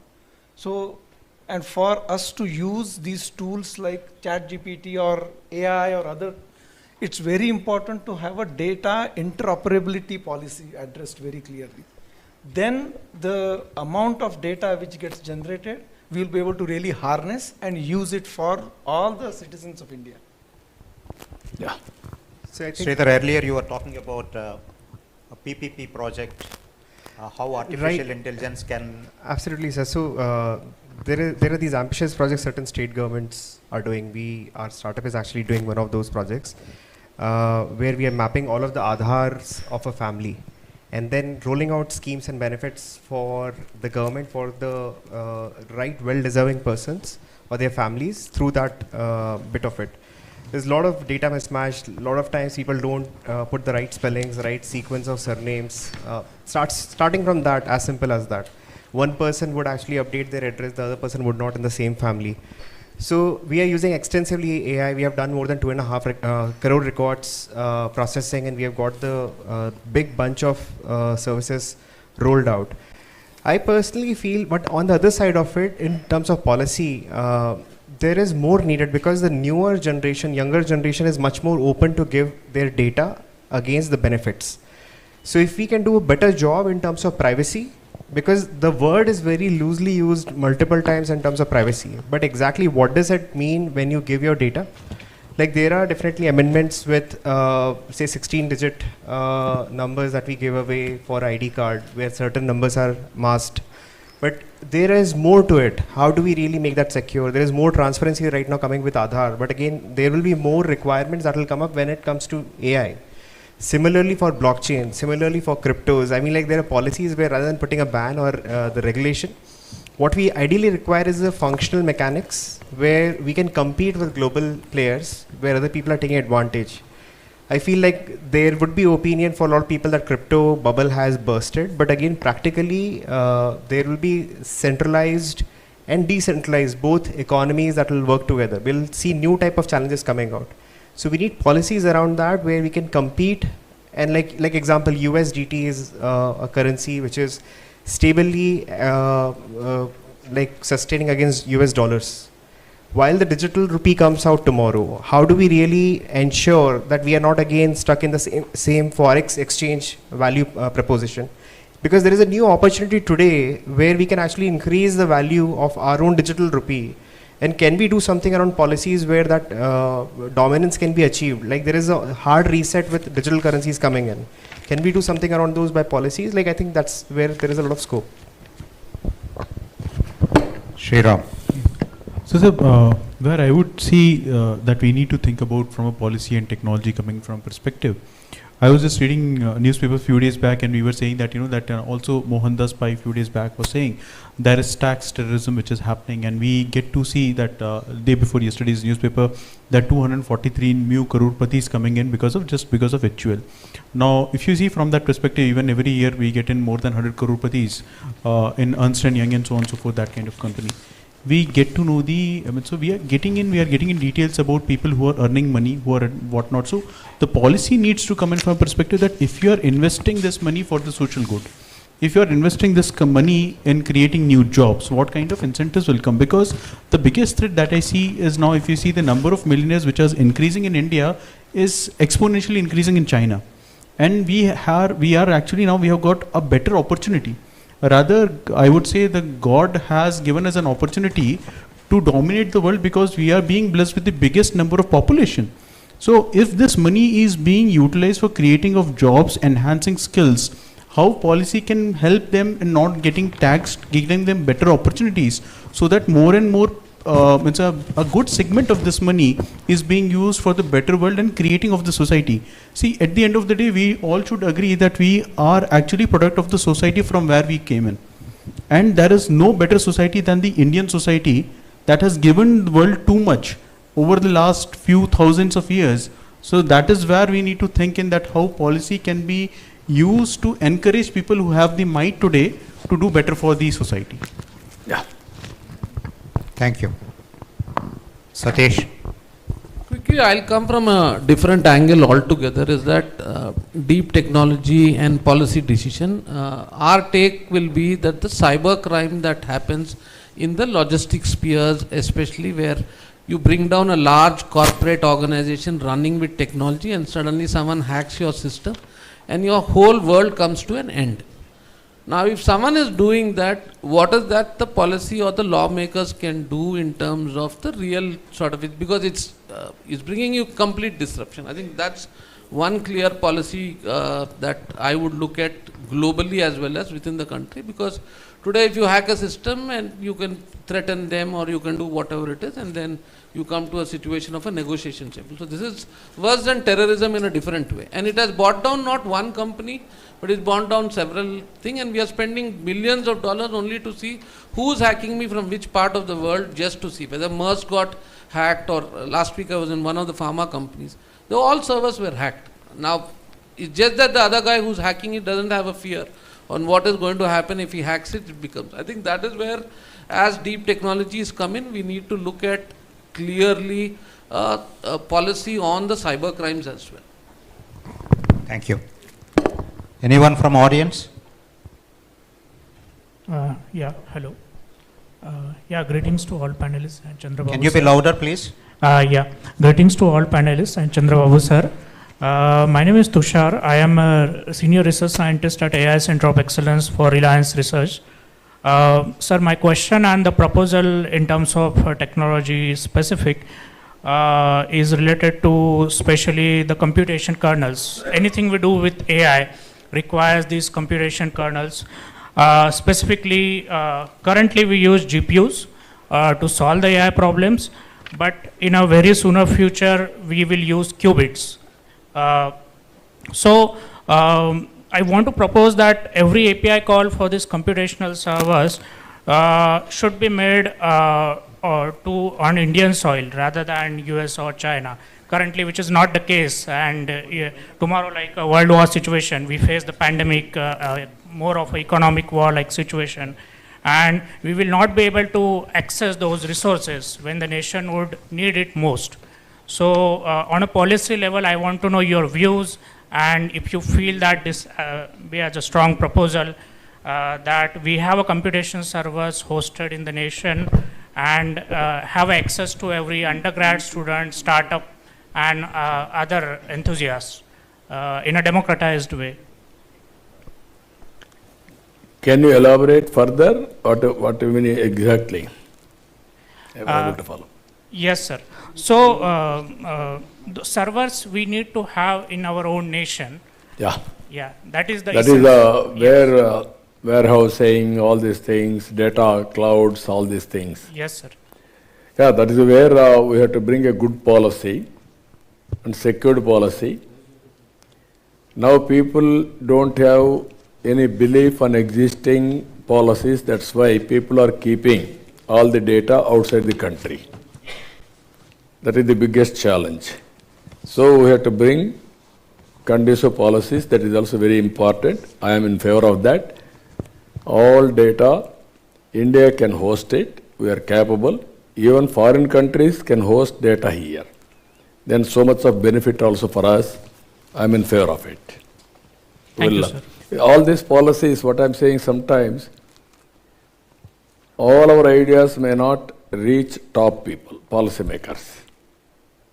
That is where GFST is going to work as a supporting policy decisions, as a NGO, as a pressure group. This type of groups more and more as to emerge.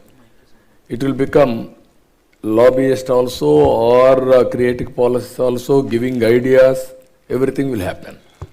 Good policies sometimes, marketing also is important. We will work it out. Thank you. Good to know, sir. Thank you. Thank you. Any more questions? Sir, namaste. I am Venkateshwar Rao from Vijayawada. I am international patent holder. Reducing the keystrokes required for inputting characters of Indic languages. This is what my invention, and 2022 December I got American patent in this. So I wanted to put a proposal in front of you, that is the language technologies, computing language technologies, especially for Indian languages. There are 22 Indian languages was there: Telugu, Tamil, Hindi, Kannada, Malayalam, etc. So that's why in coming trends, when we compare with 2011 and 2021, there are massive uses of languages, Indian languages, in the cell phones or in some other computing technologies. And IBM, Microsoft, and big companies also concentrating on these latest trends. That's called localization. So I wanted to put in front of you a proposal. That's what the encouraging local languages in computers, computer technologies. And me also, I have a startup company, that's Sri Tech Nivasa Private Limited. We are going to work in this regard. So I wanted to request you to encourage this type of Indic language technologies, because of agriculturists and women just who are illiterate in English and who are very literate in their own languages. Then only we can encourage themselves in computing trends. That's what my request. Thank you, sir. No, certainly it will develop. I remember olden days. At that time only laptops. Only few people can handle. Even myself and also chairman, IT Rajareddy, we used to debate in Davos with experts how to make it very, very simple, even common man can operate. That is where icons at the time we used to think. Now it is a reality, even common man is using better than us. Exactly. Second one, language. We used to discuss from the beginning. Now local languages also, people are working in that. More and more softwares, all penetration, all these things has to come. All these things demand based. There is a demand, people will come to innovate. It is a reality now. Indian languages are penetrating. It is going to happen. We will also promote.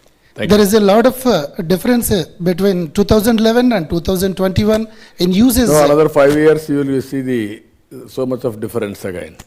With ChatGPT also is struggling to work with local languages as of now. Exactly. That will be the biggest revolution in future. If they do properly, then it's a big leapfrog. It's going to happen. Thank you, sir. So we have to end this session. I can allow 2 more questions. This question is, hello? Can you hear me? Yeah. Yeah, please, carry on. This question to Ram and Sriram from EIT. So we are talking about deep technology and a lot of data is collecting, and India has coming to this population, lot of data is collecting. How the regulations and governance is going to happen, because as someone mentioned, if the data goes to some wrong hand, definitely it's going to be issue. From the EY team, you guys are having any kind of regulations and any kind of measures or your team is working currently? We just want to understand. And other thing is, in AP and Telangana, a lot of lawyers are available here. And they don't have the opportunities like compared to the other IT or other sectors. So we want to see in the regulation sector, specific to deep technology, is there any options to them if they can study specific courses or if they can concentrate on specific technologies? We just want to hear because EY team is mostly focused on the audit-related consulting. So, yeah, in fact, I'll just address the last part which you mentioned, right? Audit is just one part of the function which EY or most of the big fours do, right? Audit is just one function. And in the advent of this whole technology explosion which is happening, right? Now most of likes of EY, other big fours also, technology is mainstream now. So technology consulting is the largest practice, if you will, right, in most of the big fours. Now, the data and the policy part, right?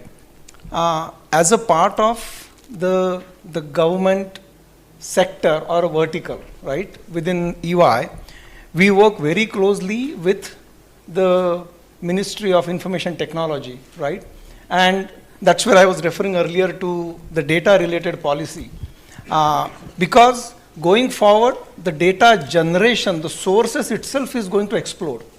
Every device is going to generate data, and devices have to communicate with each other, and that is very important. So already there is a data policy as well as there was a question on data residency also. So that policy, EY is already working with some of the ministries. So, and I'm sure other big fours are also, right, because everybody is participating in that. That is already in works. I think the minister sometime back also announced that yes, there is a draft which is coming out, right? But I think that's very important piece, and especially when AI and some of these tools are becoming mainstream and every citizen is using those, that becomes extremely important. So I think it's high time government has to come out with that. So EY is working with the government and the ministries on that. Any quick add?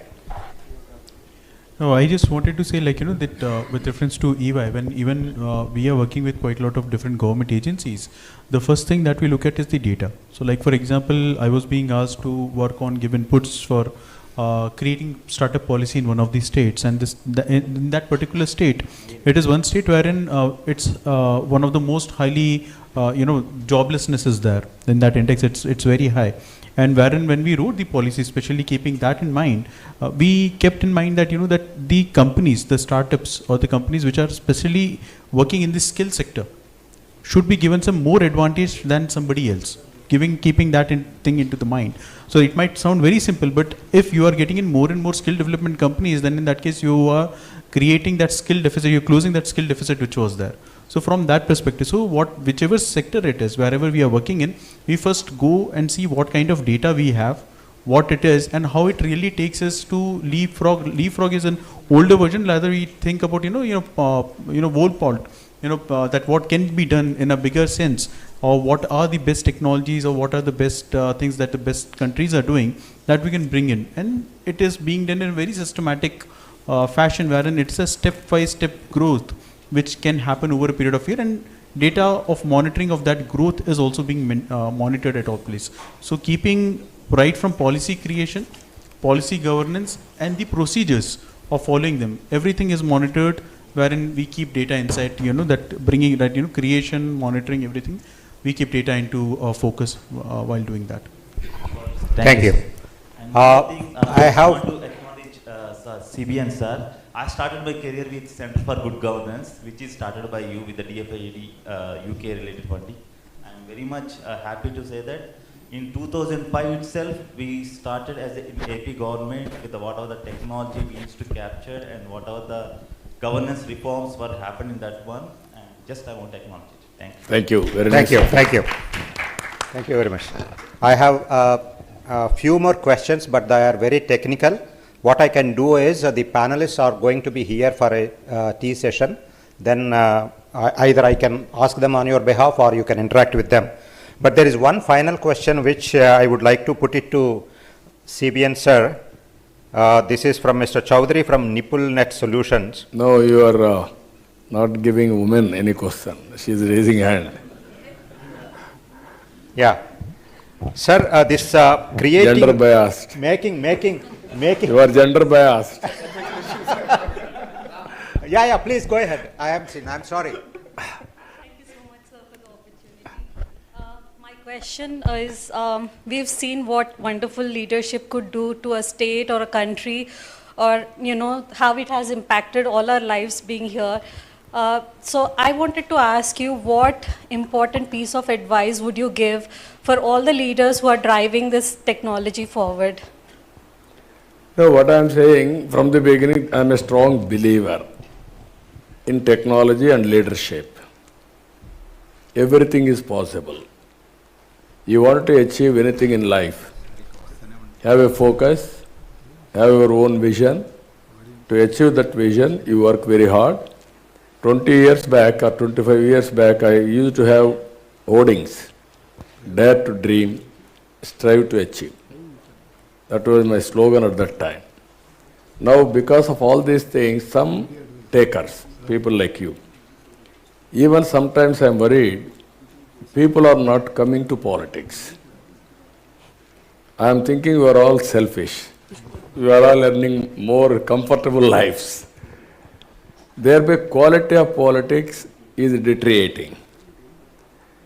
All our future, all public policies are decided by politicians.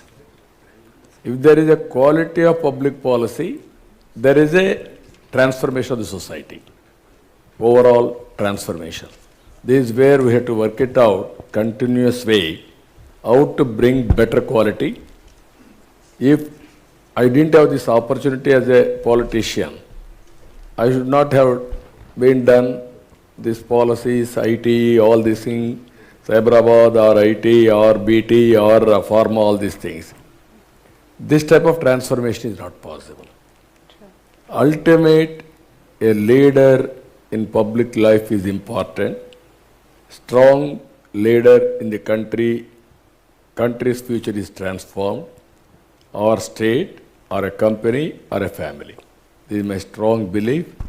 Now more and more qualitative politicians has to come to public life. I wish all the best people like you as to join. Thank you so much. Or you work. Thank you. Now, sometimes I'm feeling bad also. Those people are very, very affluent. You won't bother about voting. The value of vote, you are unable to analyze. Some people, 2,000 rupees, 3,000 rupees, they are selling their future. That is another mortgaging. That is also a dangerous trend. This is where democracy has to be protected continuously. That is where I am requesting all of you, awareness among, at least you have to bring awareness among voters. Now earlier, all of us used to do politics means only joining politics and do. Now we can change the public opinion through social media. You are the owner of your social media, either YouTube or Facebook or Twitter or Instagram or TikTok, anything for that matter. That is how we have to build opinion positively for good things. That is very important. Agreed, Thank you. Thank you, sir. Thank you. One last question, sir, to you. This is also from the audience and on behalf of all of us. Sir, how do we change the poor to rich or improve the poor by using technology? Because that is the major question, your vision also, uplifting the downtrodden communities, and so how do you see the technology changing and impacting the poor people and farmers? Now I am asking you, this is very nearer to my heart, because why I am saying, after economic reforms, P3 is the model, public-private partnership.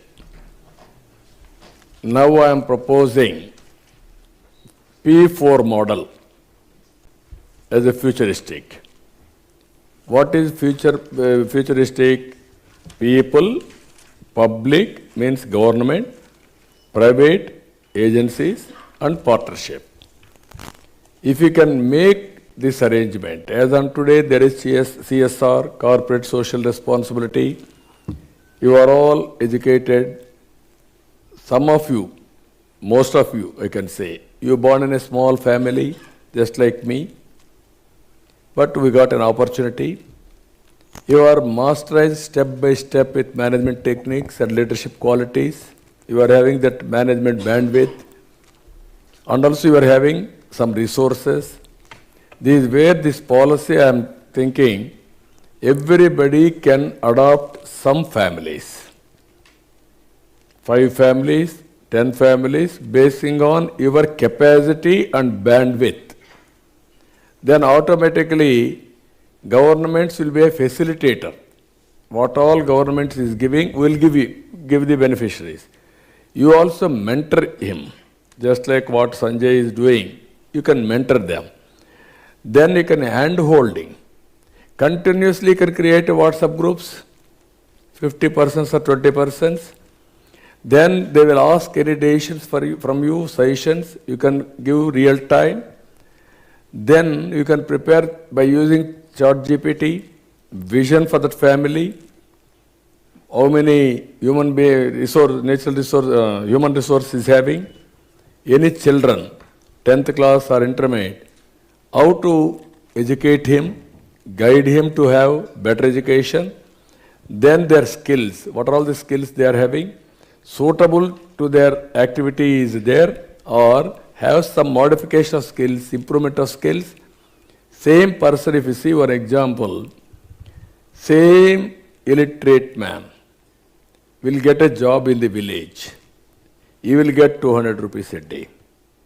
Same illiterate person, little bit skills, manners, body language, some English words, if you can get ITC, this hotel, you will get 20,000 rupees or 50,000 rupees. What it means? That is the value addition. If you can do that, proof of concept is every year per capita income. We can measure very easily per capita income. Then those who can perform well, government has to honor them, respect them. This is the cycle I want to create. It is our responsibility. You are all thinking to look after people or public, it is government responsibility. You are also taxpayers. You are earning money, you are giving to government money, that money we are spending. But if you involve, it is a quick transformation. This is where P4 model, I don't have any doubt, I am telling you again and again, you write down today, 2047. India will be number 1 or 2 globally, it will happen. That is the strength of India as on today. Second, Indians all over the world, you write down today, by 2047, number 1 influential community in serving the global community needs. You may call service, you may call exploitation of commercialization, I don't mind. But both public governance and corporate governance, Indians are going to dominate. By that time, I don't want to see again poor people as poor forever. They are hand-holding, P4 policy, how to make poor to rich. It is everybody's responsibility. Governments will facilitate, all of us has to cooperate, we will work together. That is the great India we wanted to see. That is where I need all of you to join with us in GFST. We will frame the policies, we will put pressure to governments. Thank you very much, sir. You wanted to say, ask anything? Yes. Yeah, please.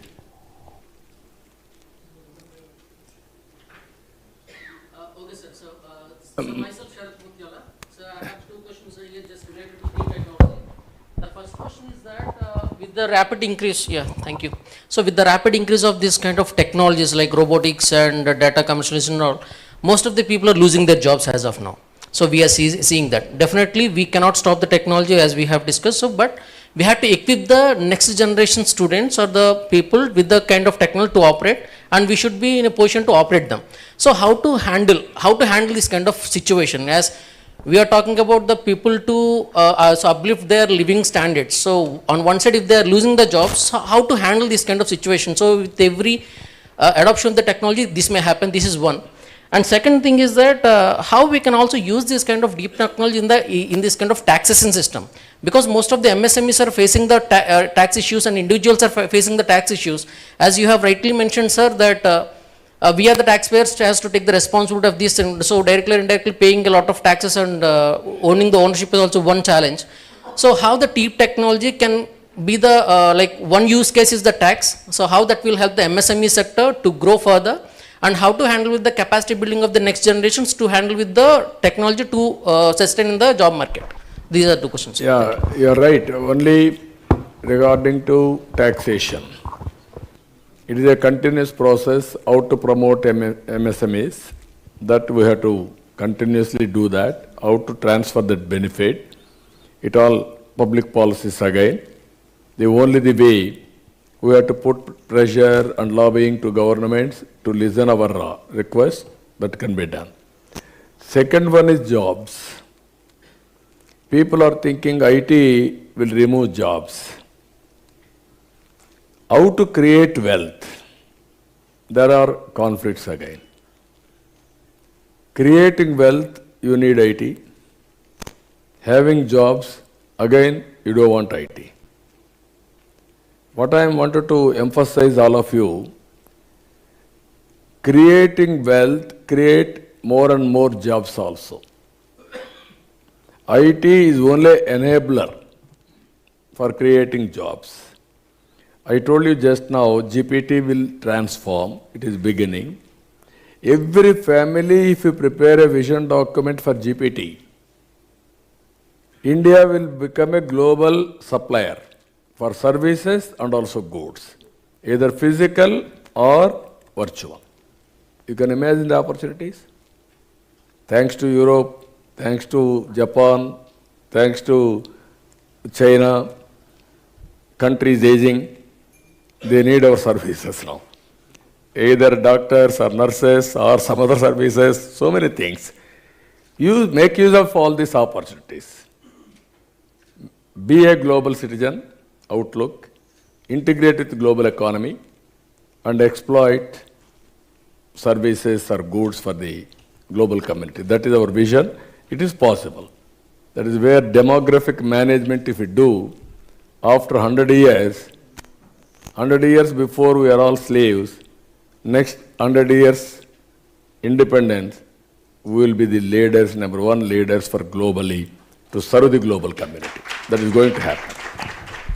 That is where from now onwards we have to plan demographic management also, to have different ages of population from now onwards, so that always we have to meet our demands. Otherwise, India will become, after 2047, another China or another Europe or Japan. It is going to happen. Thank you very much, sir. On that inspiring note, that was a stimulating experience. Listening. Somebody wanted sir, to... we are really short of time. Oh, okay. Don't disappoint him. Let us see. Thank you very much, sir. I'm taking clue from your last note, what you said, like yes, we are doing a lot of innovation on the deep technology and all, but you also said that we need to know how to market these technologies to the world. So on this note, I would like to thank you for that ISB, which is a global business institute what you got to your Hyderabad. From last 20 years, 20 plus years, I think we have not received any other institute just like ISB. So I just want to thank you, sincere gratitude to getting the ISB to Hyderabad. Now, I am very happy he has given a solution, ISB solution, to get jobs or outsourcing consultancy. Even for ISB, how much effort I put at that time. Fortune 500 companies wanted to start business school. Then it was reported in some magazine. They wanted to go to Bombay, Maharashtra government, Karnataka government, Tamil Nadu government. Then no agenda for Andhra Pradesh. At that time, Andhra Pradesh was not in the map. Then my secretary told me. Then McKinsey chief at that time, Rajit Gupta was the chairman of that committee. All top people are in the board. Then I telephoned to them. They told me, sir, you are right, but we don't have any inclination towards Hyderabad. It is not in our list. Then I told them, okay, don't consider Hyderabad. You come for a cup of tea or breakfast, and then you decide on merits. I don't mind. Then they came. Same business principles applied. How to market it. Then I sent my ministers, 4 or 5 ministers to airport to receive them. Very good AC bus I organized for them. Then they came to me, to my house. Then immediately I got beautiful bouquets and also shawls, and I honored them. Then I received one by one. Then I served breakfast by giving plates. Then I gave a presentation. By seeing all these things, by that time they are all totally inclined, perception. Then they asked me what you are going to give. Don't ask me anything. You go to respective governments, what they offer.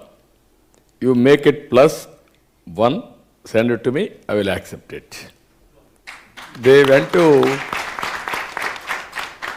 Karnataka, they got appointment after 4 hours. They went to Maharashtra, they asked him reservations. You have to give reservations for our state. They went to Tamil Nadu, they gave garland or bouquets to give it to Chief Minister. So it makes all the difference. One is goodwill creation, second is clinching marketing strategy. I am very happy. ISB is one of the best institutes now. I really appreciate them. They are at that time nobody knows what is business, ISB or MBAs, all these things, nobody knows. So I am very happy. Now you can give solutions for all of us. Thank you. Thank you. Very nice, sir. Sir, that was really stimulating experience listening to the visionary who was talking about digital technologies 2 decades ago and now looking ahead of another 2 decades to create a society where technology is used to uplift the marginalized communities, ensure equitable access, and address all social, economic, and environmental challenges.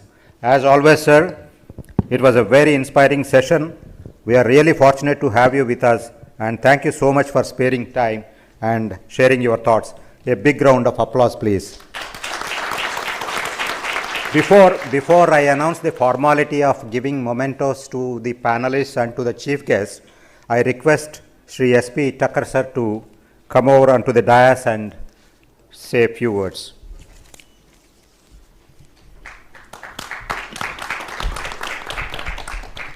Thank you. I have 4 very simple comments here as an addition to whatever is happening. It's a very happy day for all of us. Point number 1 is we are looking at new model of governance in the country for which we can show the way, and we are looking at near future where the poverty word will simply go out of our system, and that's how the system is growing, especially when India is going to move from 3 trillion to 10 trillion in the next 10 years and then 40 cross beyond that. So per capita income is rising, all equity is getting answered. This is point number 1. Now point number 2 is that what is the outcome of this group's discussion today? This is a beginning of discussion, not an end of discussion. So it results into number of outcomes for which the groups will have to be formed, people will have to come together. So first of it will be public policy, if we are looking at 2029 and 2047. So public policy will be one critical item. Action planning simultaneously will be another item. Mr. Naidu always has talked about Falcon X, which he started, Nandi Foundation, which again he started. There are so many things which are there. On similar lines, if we are looking at startups of two kinds, the existing units which are already working and they are struggling, like we have a digital stack for MSMEs, again how it comes out, and the new startups. So how are we going to work on that? Who are the other volunteers who are willing to come and join GFST? This again will be very, very important for us, and take it as your own forum so that you can participate and then come back and contribute. So this is point number 2. We are also proposing to conduct similar conclaves every 30 to 45 days. As Mr. Naidu has mentioned, at least 10 points, 10 items are there. So we already have thought leaders in these areas. We also are looking for much more, and then we are trying to work out on that. So if you have any ideas in this context, or if you would like to partner with us, you are all welcome towards it. The final point is gfst.in is the website. Have a look at it. How do you want to contribute it to in whatever you think is possible? Please give that. It's already given over there. And just now we've got a message that UNESCO would like to join into our initiatives in various ways as to how we can take it forward. So all of you are welcome. Be a part of it.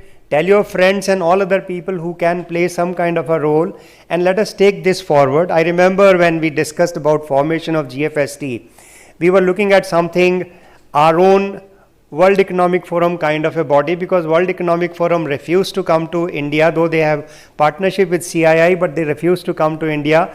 They are present in America, China and Japan, but not in India. Some discussions were going on to set up something in Mumbai, but we have our own forum like this where all of you can participate, and please mention to any more number of people who would like to join us. We are always available. Our information is available and you are welcome to join. Thank you. Thank you.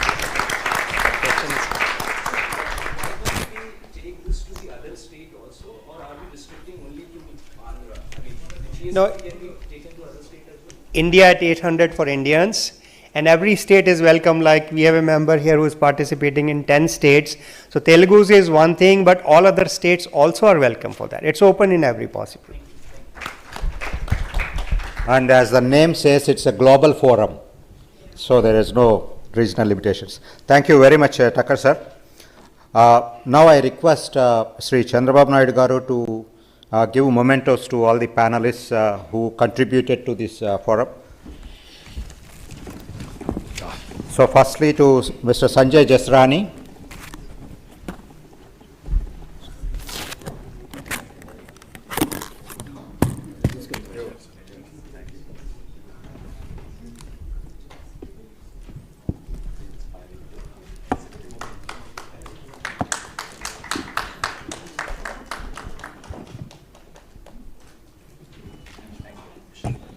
To Mr. Sridhar Seshadri.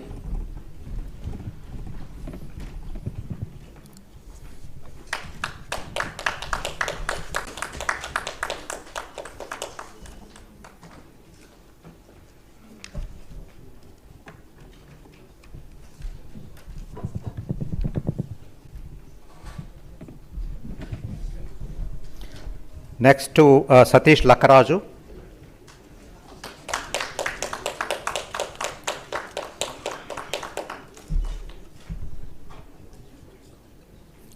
Mr. Sriram Iyer.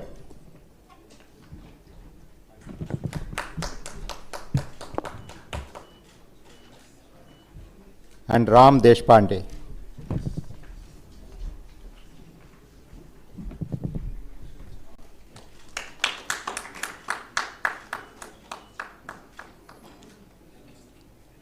Now I request Thakkar sir to present a memento to Sri Chandrababu Naidu garu as a token of our love and affection, and Sanjay also to accompany.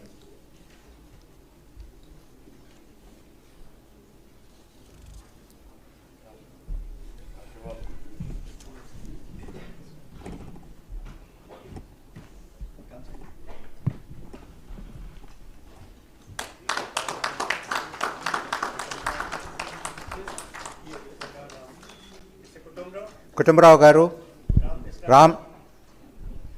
Ramnath garu.